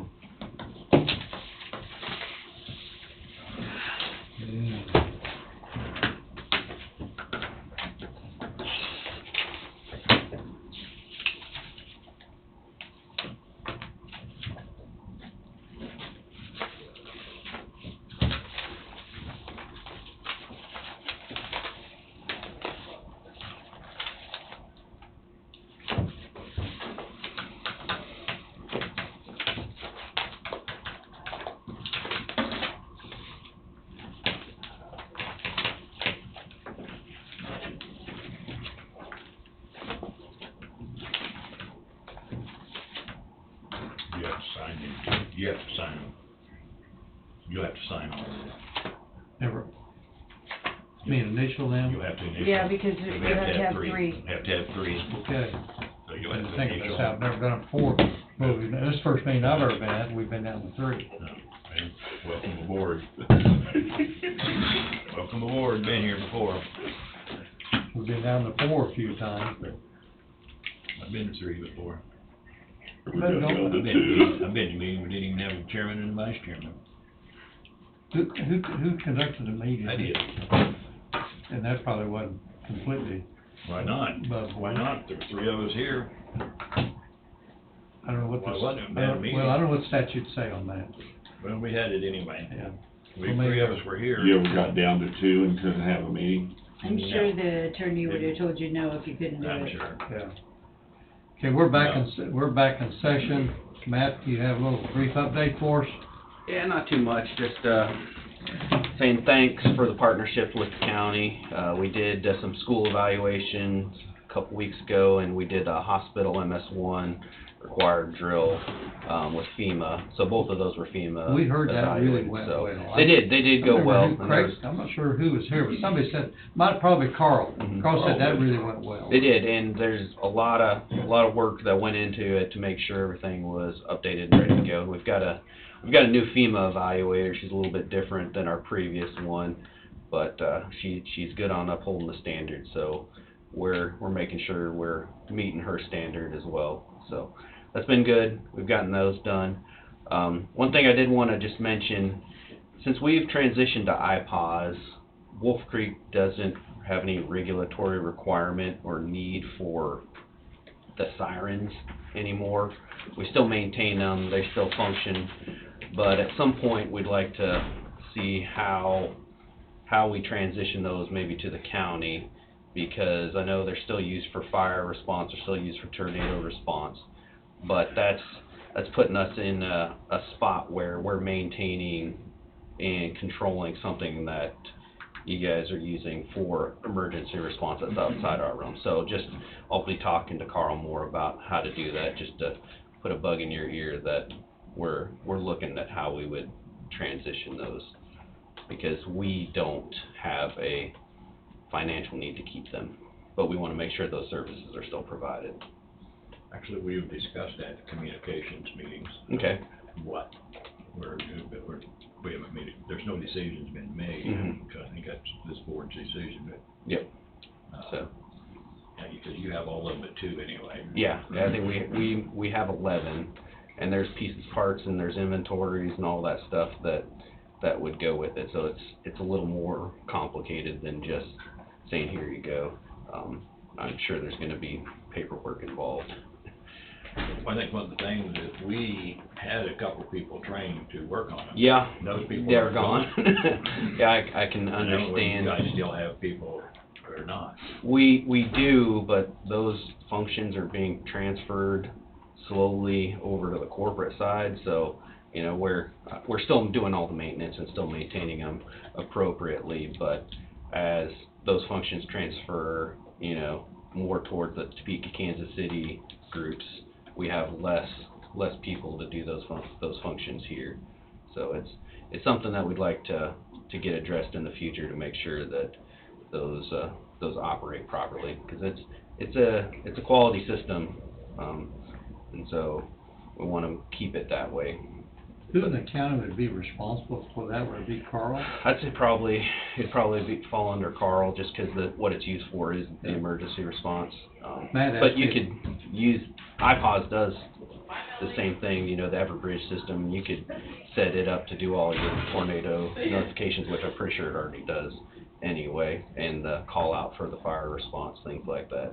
So it's not necessarily something that has to be maintained, but it's something that the county and pretty much everybody has used for a long period of time and know what it means. So as far as comfort factor goes, it's definitely worthwhile. Yep. Matt asked me at break if we'd had any discussion on that, and I told him, well, it seemed like we discussed a little bit about the sirens here some time back, but I couldn't remember if we got into any detail at all, which I don't think we did. So, you know, right now, you know, coordinate some of that, you know, with Carl. Yep. And maybe in the sheriff's department, because, you know, I don't know who we need to be in that loop, but we've got people that the need to be. dispatchers are the ones who have all the controls down there, so sheriffs probably would be interested in that transition as well. Does, they have a time frame on when they want to? No, it's, we've got all of our maintenance scheduled up, and our procedures reflect the current condition that it's in. It's just it's one of those items for long-term savings effectively, to move it on. Is there any target date for training between the county and Wolf Creek? On FEMA, maintenance, FEMA, well, is there any target date out there? our, Have our daily drill or monthly? so that is not required for us at least anymore. I'm not sure if the county still has a requirement for the sirens, but they're still sounded on a periodic basis. We still monitor their performance. We just don't report it to the NRC, the Nuclear Regulatory Commission, anymore, the way we had to when it was our primary ANS system. So our alert notification system that IPOS has now taken over the responsibility of. If the county, if the county takes them over, are you suggesting maybe you're just willing to give us this stuff? That would have to go through other people, but that would be my preference. But you know, that's not my decision. But that is by far the simplest answer, is transition those resources to you guys where you guys would have and maintain it, because for us currently it's really nothing more than a cost. Well, we wouldn't need all the sirens anyway. I mean, it'd be nice to have them all for backups. Right. But we would need what you need, so. Yep. And honestly, the American Signal Company, that what all this stuff is very predominant. So, I mean, there's resources as far as the value of a functioning siren as far as the spare parts go. So there's a bit of value with it. But yeah, I just want to talk to you guys so we know we could go forward with it, because I'll have to get obviously the lawyers involved on our side to make sure, because there's big land and title and all kinds of things that would go along with it. I think Carl would be your person, Yep. resource And person. we've had discussion with Carl, and Alex has talked to Carl, and I just want to make sure you guys are aware of our desire to start transitioning those over and come up with a solid formal plan. My question, I guess it was kind of a two-part question. Is there any target date to having a FEMA training like we've had 2 years ago? And have The evaluated exercise? Evaluated. Yes, that is going to be the very last week of August. 2022 is our scheduled FEMA evaluated exercise. So last week of August. I think it's August. Last week of August, first week of September. So I think it's August 30th is the date. And then we'll have a pre-exercise in July. That FEMA will be there too. 30th is on Tuesday. 30th. Yep. Sounds right. Typically it's a Tuesday or Wednesday. In July we'll have a pre-exercise, a practice basically, where FEMA will come in and they'll tell us anything we're not doing up to standard and we want to fix. Okay. Any other questions for Matt? Appreciate the update and look forward to working with you. Thank you. I guess touch base with Carl. Absolutely. Okay. Thank you. Bobby and Richard, I don't know which one of you want to be first. Bobby, what do you got for us today? Yes, sir. Good morning. Good morning. Want to go over three things as update, and then ask for an executive session at the end for land acquisition. But in update, the commissioners have for some time, for many years actually, been aware of the intentions of a trail between New Strong and Burlington, where kids could drive their bicycles to school, where people could get to uptown Burlington from New Strong and vice versa without getting on the highway. It could be a recreational trail. There's many uses. It would naturally intersect with the bottom corner of the campgrounds there as it crosses the Neosho River. The path is already defined, and the placement of the bridge, at least in a certain vicinity, is already defined. I think there's been a lot of discussion over the years, and also this community planning that these engineers have been doing recently. That was part of, or at least it was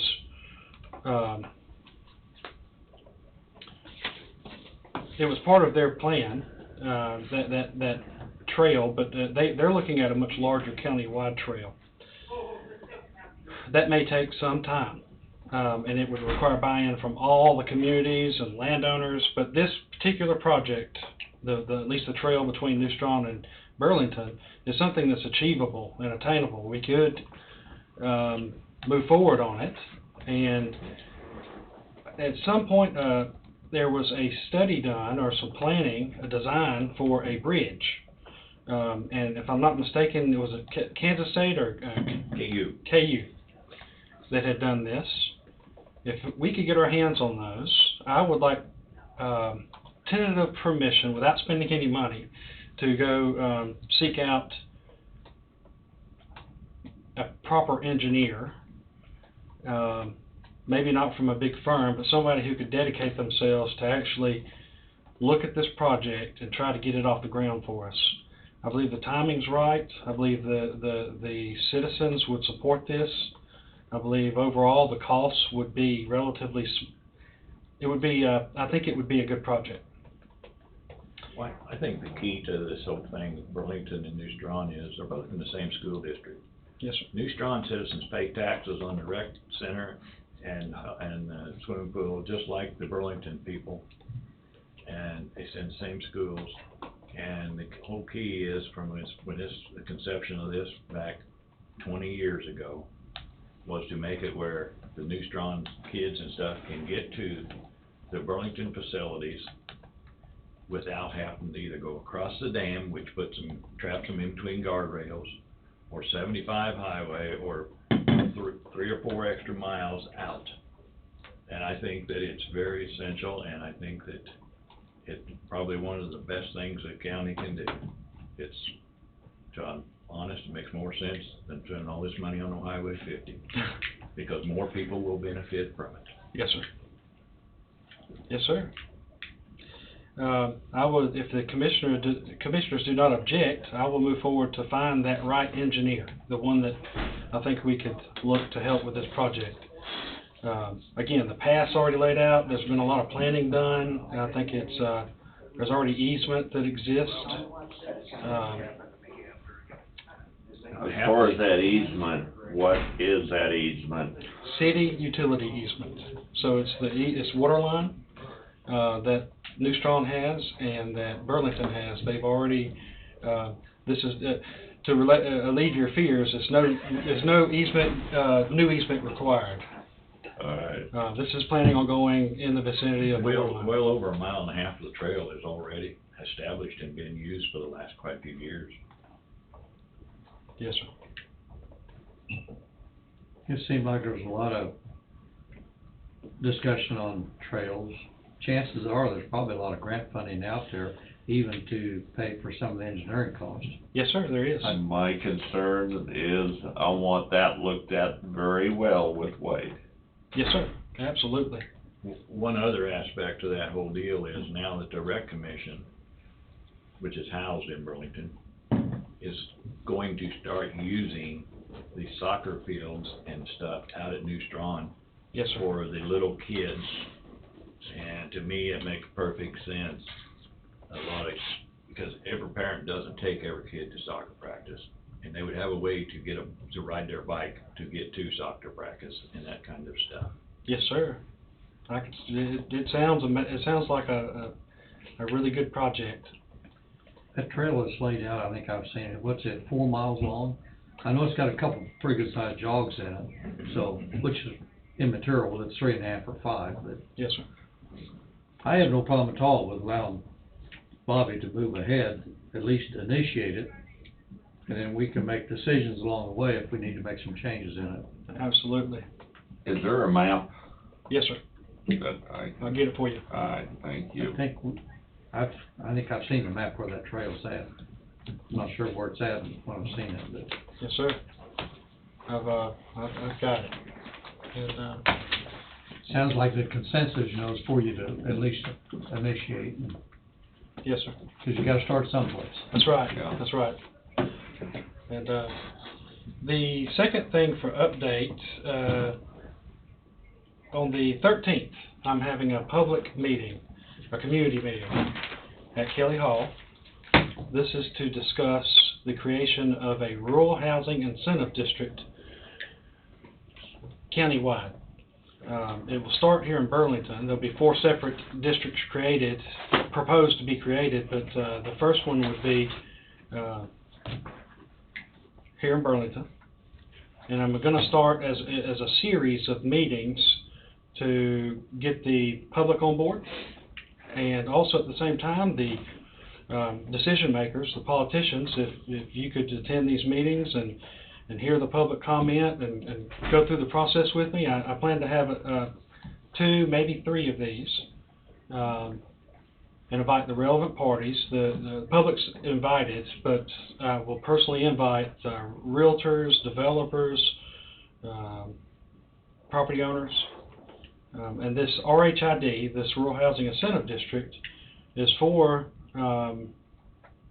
the restoration using assessments against property, the vertical restoration of old, dilapidated structures.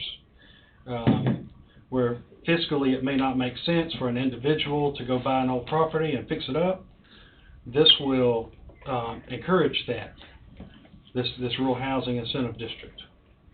It's on the 13th? Yes, sir. What time? 6 o'clock.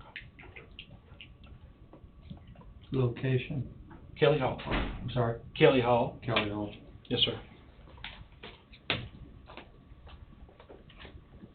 And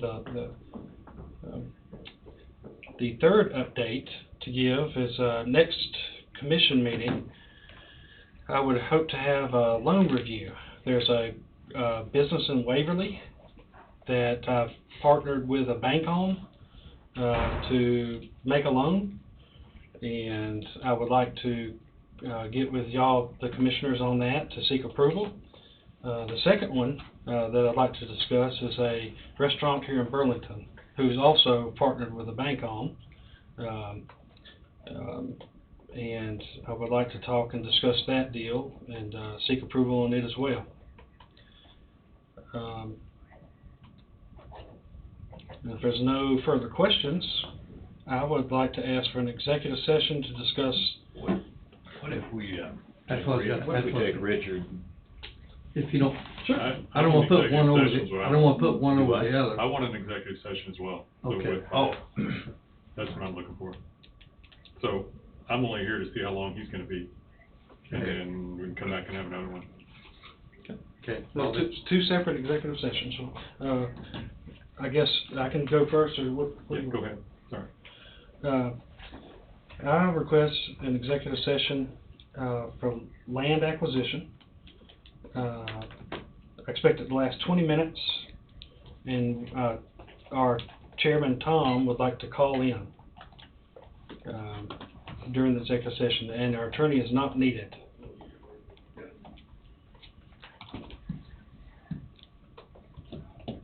Who, Are you sure our commissioners attorney's not needed? Well, Our it's at your pleasure. He can come. I would prefer to have him. Okay. I kind of prefer to have Wade in on all of our Yeah. executive meetings in I case do something too. comes up I that, can run down there, Bobby. I mean, it's different. It's up to you. I can run down there. you want to see if Wade's available? Be yourself and Richard and the committee. No, Richard no, both. Richard's not in it. Okay. Commission and Wade. Yeah, I'm back in about 20 minutes. Okay, thanks, Richard. Thanks. I'm sorry, Richard. No, you're good. I don't know what that. Yes, sir. Just see if Wade's available right quick. And Tom's gonna join us by phone. Yes, sir. He told me that this morning we'd get a hold of him. Yes, sir.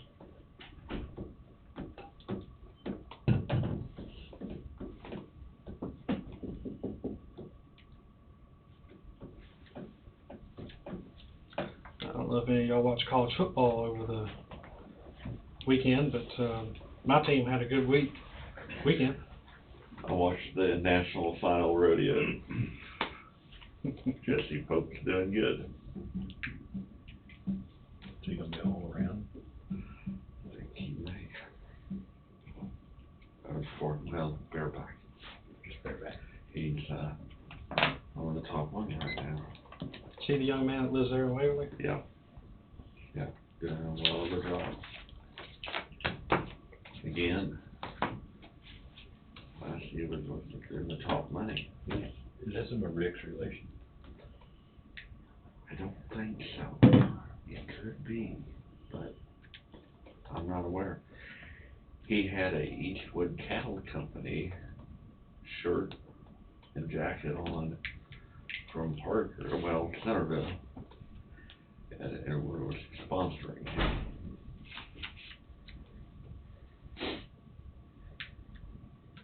Done a well of a job. 22 years old. You can take a lot of bruises, yeah. Yeah, I'm sure had a few.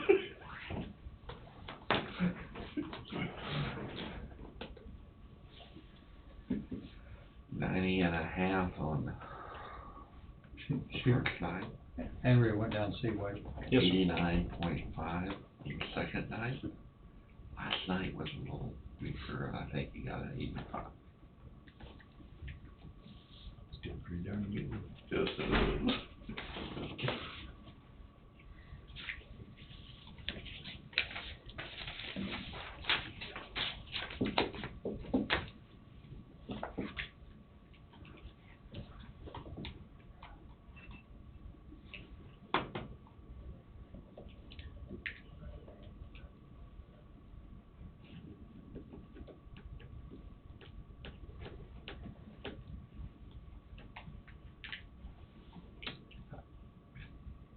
I guess I'll go help Miss Andrea get Mr. Okay, Wade. thank you.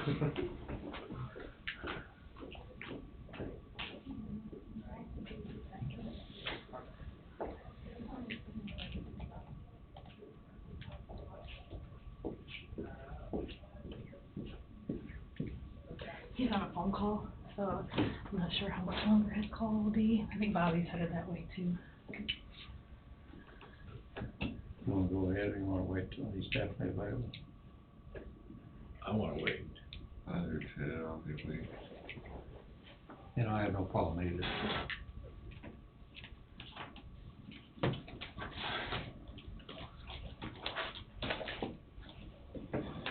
About 20-some years ago, I'm gonna say no, about 25 years ago, we started this trail from Neutron, and the Corps wouldn't work with us.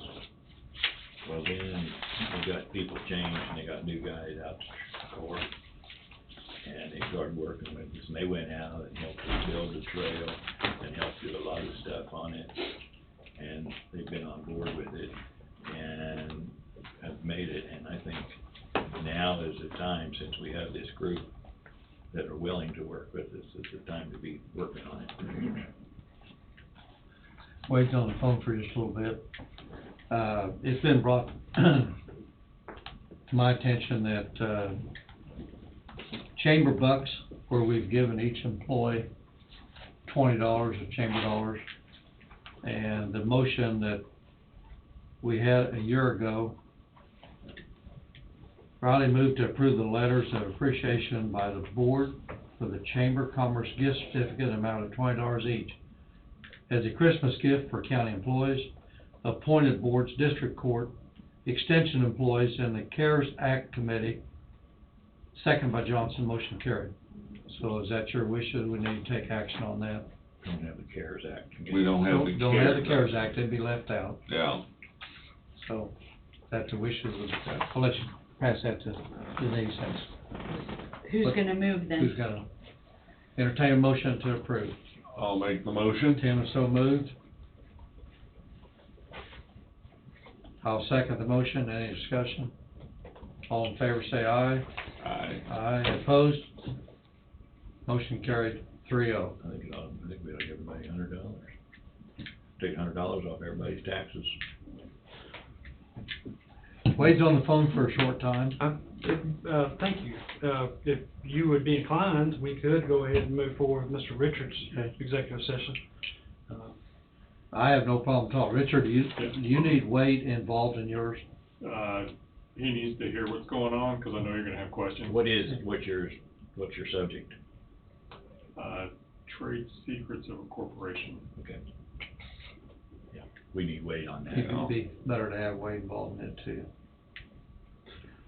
Any roundtable, Denise, do you have anything? We got quite a lot of documents here to sign, Yeah, and Sooner or special later. issues and, yeah. special that's all I issues and have. everything. Do you have anything for roundtable at this time? No. Tim, do you have I'm any- just gonna state that I'll be going to Topeka on Wednesday, and, for the committee hearing on the 30x30 and the Freedom Frontier Heritage Area. Represent us well. Thank you. Anything else, Tim? Nope. Bob, do you have I have anything? nothing. I don't have anything else. We took care of the chamber bucks. Let's sign that deal. Yeah. Andrew, you have anything? My only thing is on the appointed board positions that are open, there are a few that would like to be reappointed. Looking through their old, terms, their applications are not on file. Most of them have been reappointed multiple times. Do you want them to submit new applications? I think that was a process that was kind of suggested, put in place. You know, an appointee that's been there for 3 years, 6 years, 8 years, whatever it's been, is go ahead and have them fill out an application also. Okay. Is this, rest of the commission, you agree with that? Yeah. I think that's what we kind of had a gentleman's agreement. Okay, so I will get with them then, because there are about 5 that all want to be reappointed, but they didn't have an application. Your old one wasn't still on file here. I have one more thing before you go to the next thing. Okay. One last update I forgot to talk about, the ARPA funds. As you know, we are administering those through the Southeast Kansas Regional Planning Commission. We just want to give you an update, to keep you aware where you are. So the air cleaner project for the courthouse, it was 35 grand, that's been approved and ready for payment. Well, I don't have an actual date with Modern Air. They were waiting on parts before they're coming in, but yeah, that is set to go. I think it was 32.5 was the. Okay. The jail requested an emergency expenditure for an air cleaner. That's been approved. It's ready to be paid. And over, yeah, 6,000. The schools, all those have been approved, and they are awaiting disbursement. The broadband project, this is going to hit a couple of you in the pocket. Commission approved it, and we went through the motions of having everything audited. The federal requirements changed midstream, and we are forced to bid it out. So it's got to be bid out using federal procurement policies. And it doesn't change the structure of the project. It just means that we have to offer it to anybody. The same apple-to-apple offer to anybody. Our relationship with MT Networks, as good as it is not sufficient in the eyes of the federal government to warrant moving forward with a broadband project without bidding it out. So I have an RFP prepared, and I've already sent it to the administrator for approval. And at first of the year, I would ask the commission to open those sealed bids and award that project. Did we not? We did something with the money for that for MT Network. We didn't give it to them already, did we? No, sir. Okay. It's got, any use of these funds has to be approved by the administrator. Okay, that's what I thought. Okay. Yes, sir. I guess we have to bid it out. Yes, sir. I just want to keep you up to date. Thank you. If we're looking at building stuff, I'm anticipating moving my office out of the closet into the break room. If you know what this place You mean looks your like. office? Mhm. To, Yeah, flip-flop from sides. So it's gonna need to be soundproofed and a lock put on the door. But anyway, since we're talking facility, keeping things up to date. do we need to take this door out? Well, I'm behind, way behind. I know, no, the way behind door, between. There's 2 doors. Yeah, there's 2 There's doors. a door to the big room behind the bookcase, and there's a door from my office into there. Do we need to, gonna need to remove those? It probably would be best, but. Okay, well, there's ways. Okay, Yeah. take a look at it. Okay, Bobby's we got a request to go into executive session. It to include Bobby, County Councilor Wade, 3 commissioners. Did we go ahead and get a motion on that? Somebody moved? No, you didn't yet. Okay, entertain a motion to move. I'll make that motion. Okay. Second? Also move. Any discussion? All in favor say aye. Aye. And that motion was for land acquisition. Land acquisition. And Tom was gonna be in on that? That's fine. Yeah, By phone? yeah. You didn't say that. I did early, but not this time. Yeah, Tom will be involved in, as soon as Bob gets hold of it. What time are you going in? Pardon? What time are you going in? We have 11:02. All in favor? I guess we said aye. Aye. Yeah. Opposed, motion carried 3-0, Denise.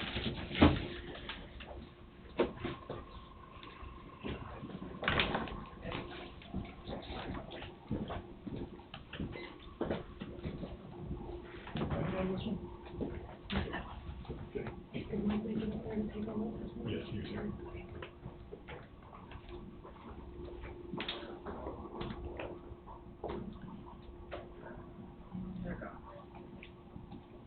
Are they on executive? Yeah. Did you get my text Yeah, message? I'll be calling. Okay, I've got them now, so I'm preparing the motion and. I'm not in on this one, right? Right. Okay. And why do they want me to come back? They want to buy now? I got nothing. I have no idea. Maybe they just want to know what time it's at.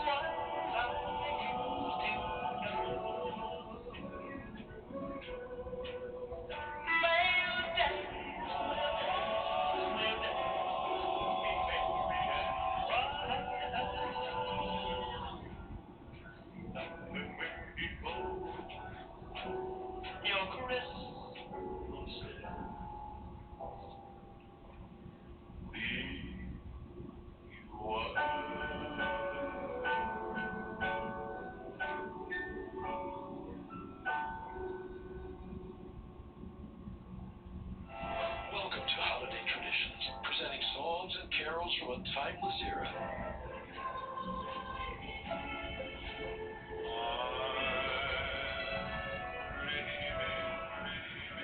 Rudolph the Red-Nosed Reindeer. For Christmas memories, it's Holiday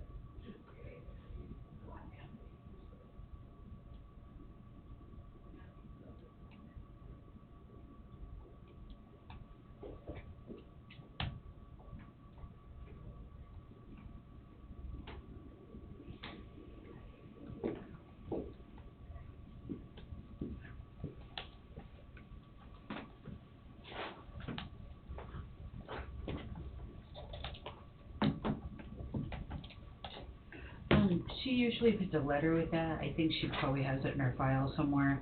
Okay. I figured she just forgot to tell you, and I started thinking, hey, where's my chamber bucks?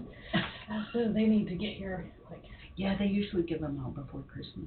Okay, yeah, I can't remember what time it was, but, Yeah. gotcha. So I just need to get her all the names with the letter, and I would say call down to the chamber because it's a new person and see how they're gonna wanna do it. And I don't have the new Julie Rohr on there. I suppose we should put her on. And then you have all the boards and I don't know, district court and extension, you can get a list from them. Right, okay. Okay. And I then- just thought of it this morning and I'm I glad you did. Thanks, everyone would be. I know, they'd be going, hey, Like, where's I buy my turkey with Yeah, that. I know, right? And, so then I need, then when they're ready, I go pick them up, or she? And there's a letter that she has on, and I think she probably has some Christmas paper somewhere or something she put her on. And then she had like all of the commissioners, so if you had it ready next Monday, all of them sign that letter, and then she just made copies on the Christmas paper. Okay. And And then who stuck them actually- on envelopes. Then doesn't, like, somebody used to kind of pass them out? Well, I would just take them to the department heads. Okay. And that's why I gave you that list, because that's by department. Okay, that's great, thank you. So. And that is, the new one is with the F? That's our new one that'll be starting the 13th. Okay. And then Julie Rohr, we just did the thing for her, she's not on there either. And you do have all that, right, the payroll, for him to sign payroll notice, because I don't. It's right there. Okay, I just want to make sure.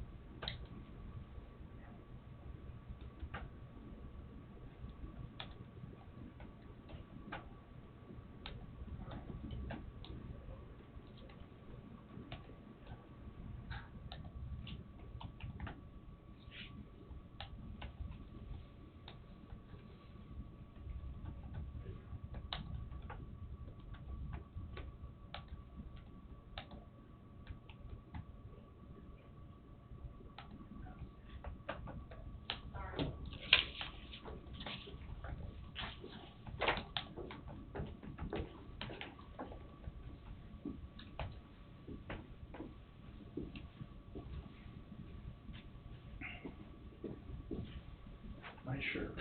I'm not talking to you.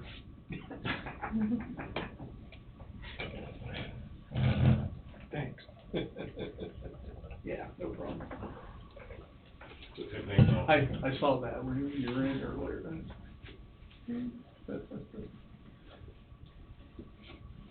Thank you for our snack. I just enjoy the candy bar out of that. You know, I already ate the Oreo. We tried for a mix, some salty, some sweet. You don't want everything, then you know whatever. We were in Branson over the weekend, where our 2-year-old grandson was there, and we found out very quickly that he loves Oreos covered in chocolate. Well, I would too. That's the best way, although they don't soak up milk unless you buy through. Okay, we are back in session. That finishes everything up you have, Bobby. Richard? Yeah, I wish to go into executive session for 15 minutes to discuss trade secrets of a corporation, to include County Councilor Wade, Mr. Skipper as well, because that's who I've been working with, and you guys. And us, thank you. And you said 20 minutes? 15. 15. And you. And me. And you. We can't leave you out, Richard. Need a motion to... I'll make the motion. If Tom wants to be called, sure. I'm sorry? If anybody's gonna call Tom, that's fine. Gonna call I Tom? don't think Tom wants to be called. Okay. Okay, so this will include... But if we're gonna call Tom, we need to say if we're gonna try to call Jesse too. I mean, we can't just start picking and choosing. Whatever you, I'm fine with just talking to you guys. We are the ones that are here today. You get to suffer my wrath, I guess. So it'd just be the three of us, Wade and Bobby and Correct. Richard. 15 minutes, entertain a 15 minutes. motion. I'll make the motion. Second. Tim has moved, Bob second, any discussion? If not, all in favor say aye. Aye. Opposed, motion carried 3-0. This go in 11:28. Something we're going.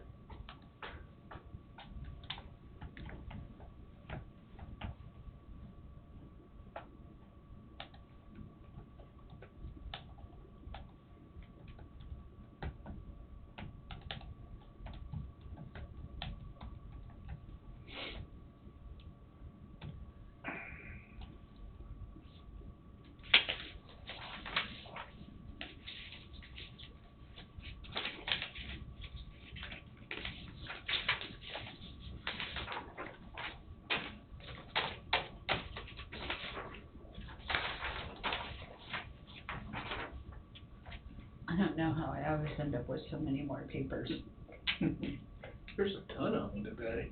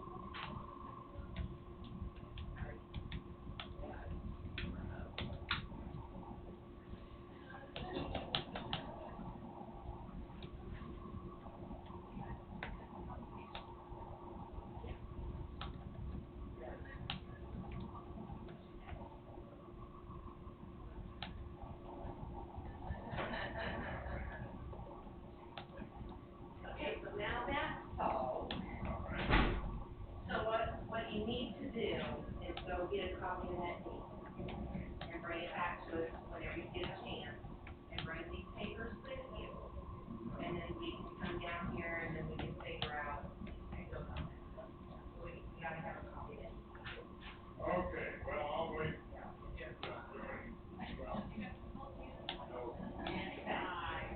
Yeah, that's pretty important. Have a good day.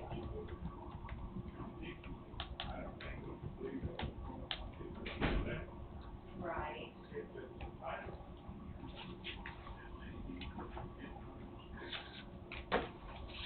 Yeah, somebody needs to do something. Yeah. That's true. It is 11:35.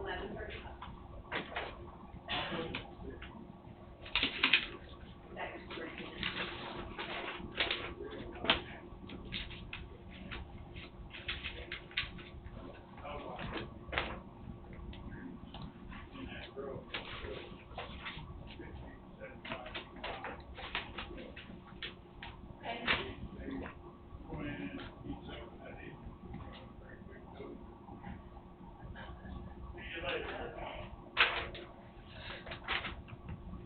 Oh, thank you.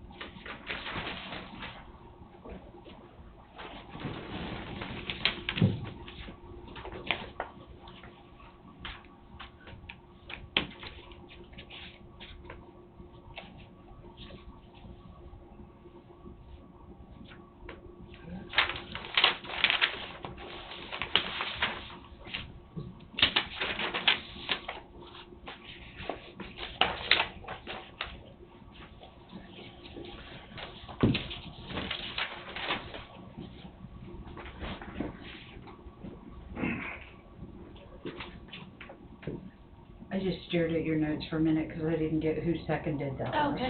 one.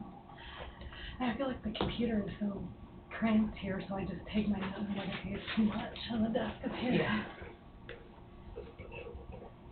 I changed out the cereal and all beverage one because I have two that were identical and then there was two others that were identical and there should have been one of each. Oh, and yours? Oh, sorry. And I laid a new tax abatement down. Did you see that? I thought Someone came in this morning, so they just got it done, so I've given them all a copy. Okay. And we'll do this when they get back. Okay. They came in today, so the treasurer's office asked us to try to get it ready, and she was able to do that. Okay. I looked at it really quickly and I thought, maybe I made a duplicate of the other one. No.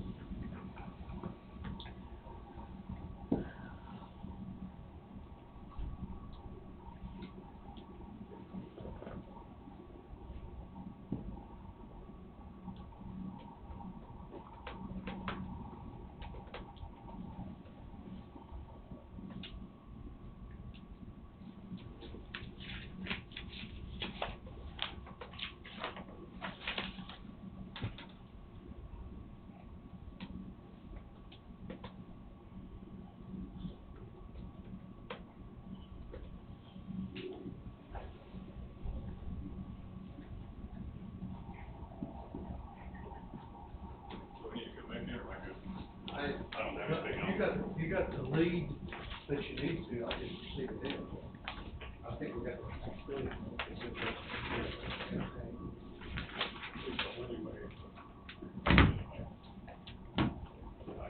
I didn't proceed ahead. So I could implement that right course, that we move ahead from there, move ahead from the next meeting.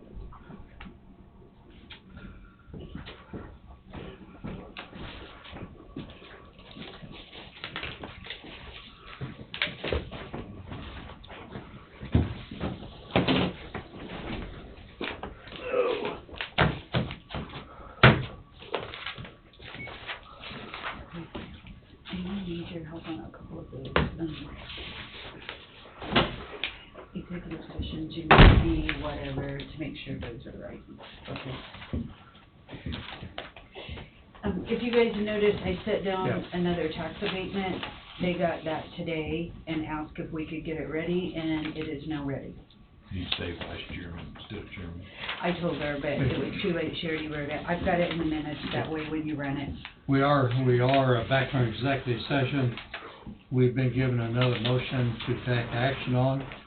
Move to authorize and direct the vice chairman to sign 3 additional tax abatements in the amount of $2,210.26.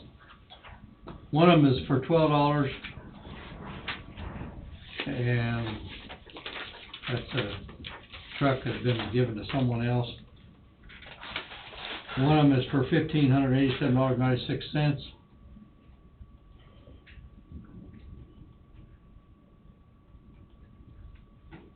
Improvements on the wrong parcel.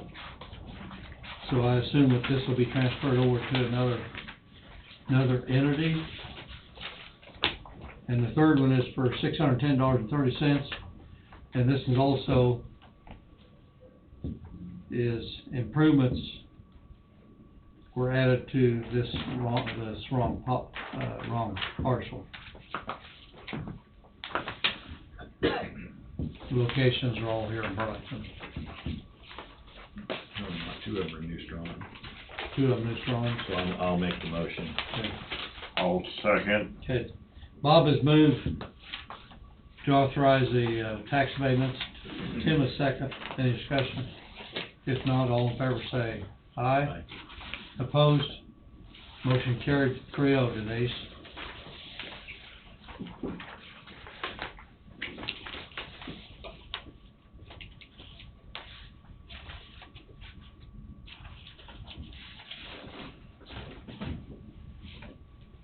Okay, we've had roundtable, Wade, which we didn't have very, very little. What do you have for roundtable?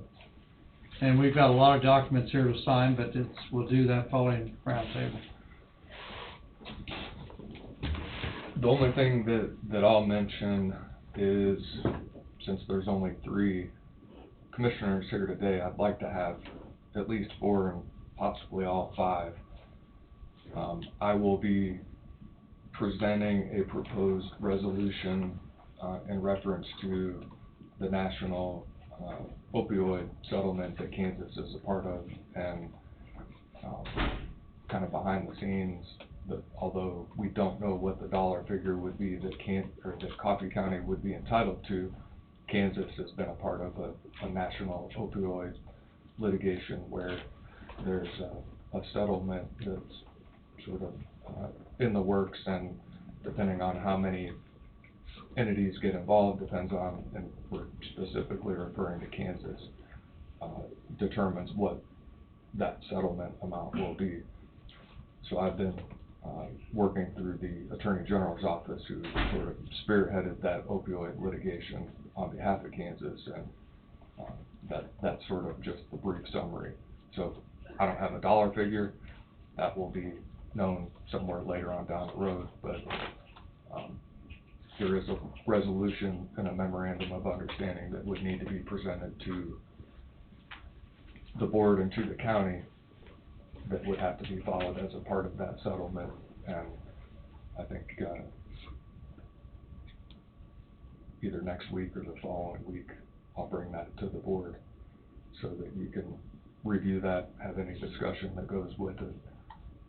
And it's the same memorandum of understanding and resolution that that's basically, going throughout the state of Kansas. So, outside of that, that's what my update is for today, unless you have any questions for me. How many states are involved in that? Well, this particular litigation,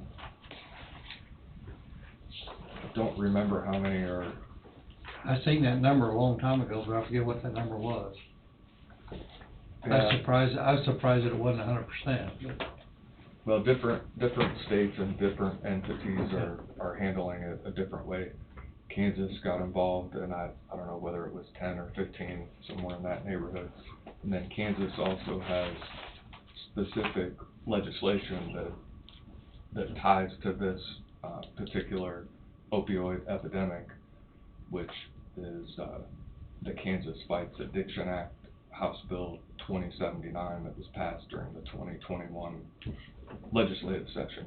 So, I mean, it's another good example of our legislators doing what needs to be done to protect the citizens of Kansas.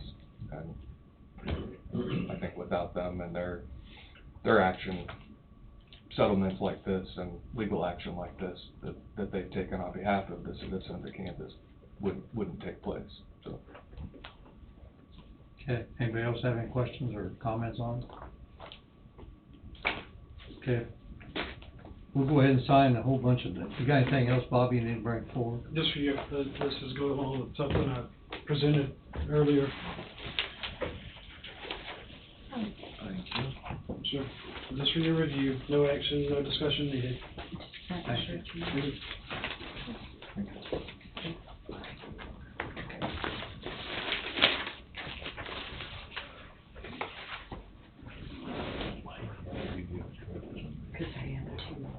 For those of you that will be listening on to our commission meeting, we've got a lot of documents here to sign. So we'll go ahead and do this. We've already done roundtables, so I wouldn't expect anything else to come up. But we'll take several minutes here to sign the documents, and then we'll proceed around roundtable again, and then we'll close. That's not really what it said.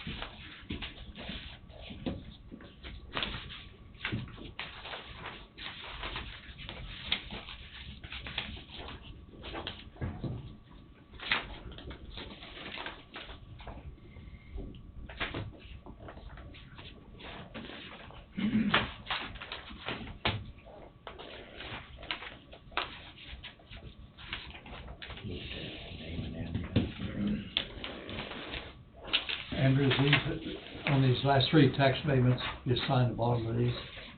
I believe so. Yeah.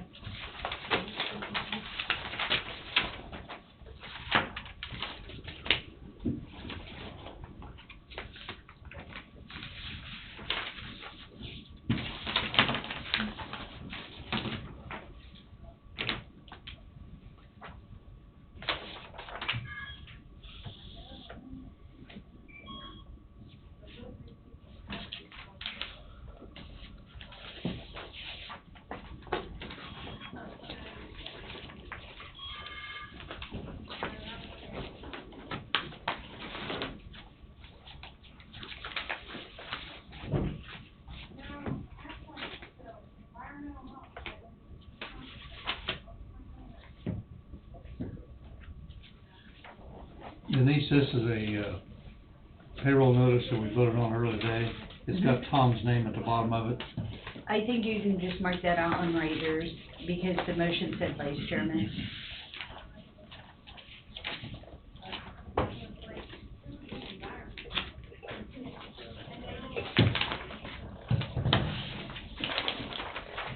I'm gonna make a copy of this myself and give the original.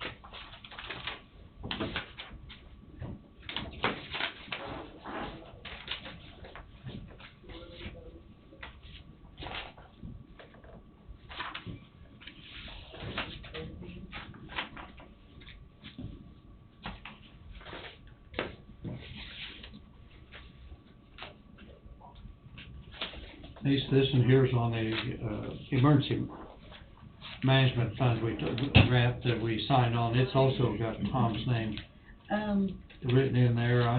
I'll call Carl and I'm not ask too him. sure that probably doesn't need to be Tom's.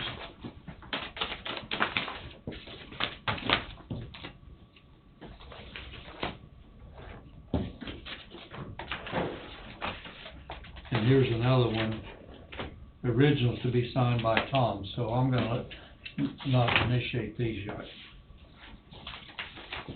Well, I think if we approved them today, they need to be signed by the vice chairman, if the chairman is Just go not ahead, here. I think so too. And just mark his name out right. We Yes. approved them. I don't think that would be an issue, but I don't want This your pen? Yes. Where'd you get mine? Right here, I saved it. Does it work? No, I even tried to put my touch on it and it helped. You broke your pen? And the whole fire department works better than their pens.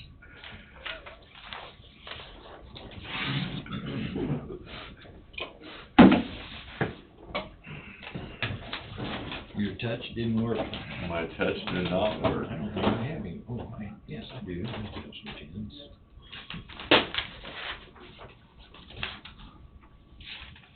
Farmer State Bank of Aliceville. You know, you get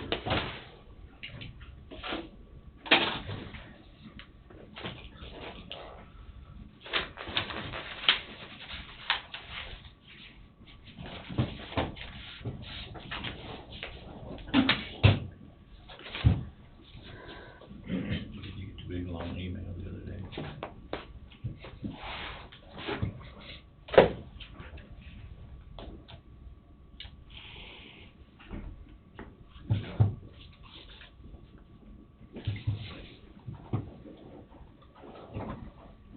Don't forget your computer side.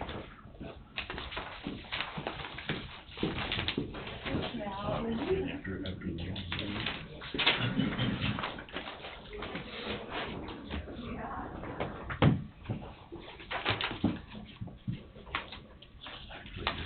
this trail actually starts right over here by crossing Neutron Lake. Right. Should be this way instead of up to the road. What was this right away? This stuff.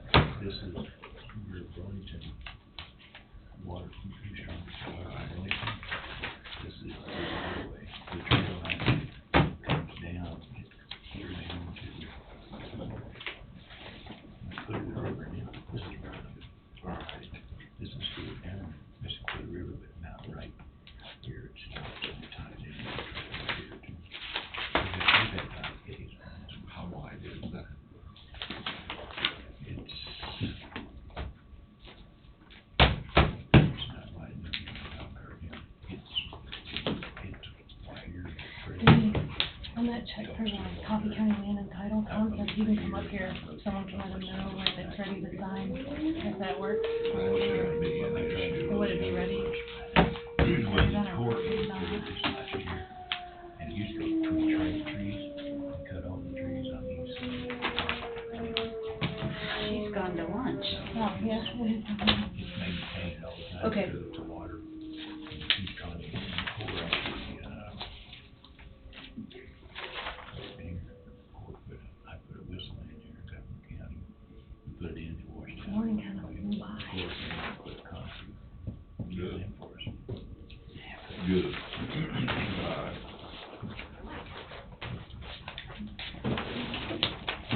That big one, and there's a credit card on the sheriff's department. I did not review it, I didn't go through, normally detailed $100 over, but.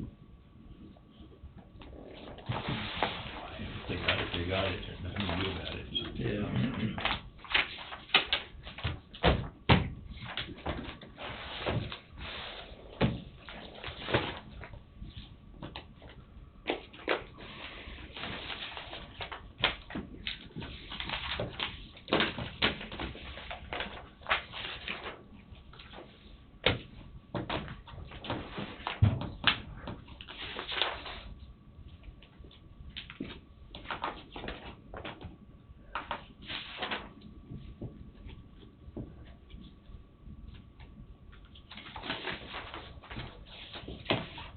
Well, when you go to the Capitol, where you are parking at up there? I park in reserve parking. Ooh. All the meetings I have, we have reserved parking. Those checks there is in that group you're signing. We have reserved parking. We won't have that. You can go around to the north side and actually park, downstairs, downstairs. Otherwise, you got a meter. I don't know how long your meeting's gonna last, but you got a meter, and I think they're only like 2 hours. Starts at 9:30, and I don't think we'll get out of there until 3. Well, you will. You will get a ticket if you park downstairs. I think it's based on the time you're there and the time you leave. I never had that problem because I was just.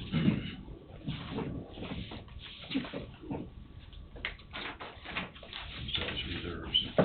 And I got a reserve tag in my, I guess I could loan you, well, no, it wouldn't be for the right thing. Because I could loan you my reserve tag. The only thing I got left, Denise, only thing I got left here is checks to sign. Do I need to sign them while we're in session? Okay.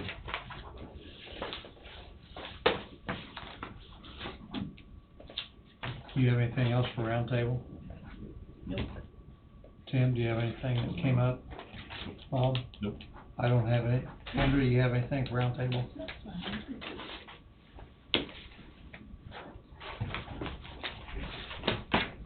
We'll adjourn at 12:03. Thanks for everybody being here.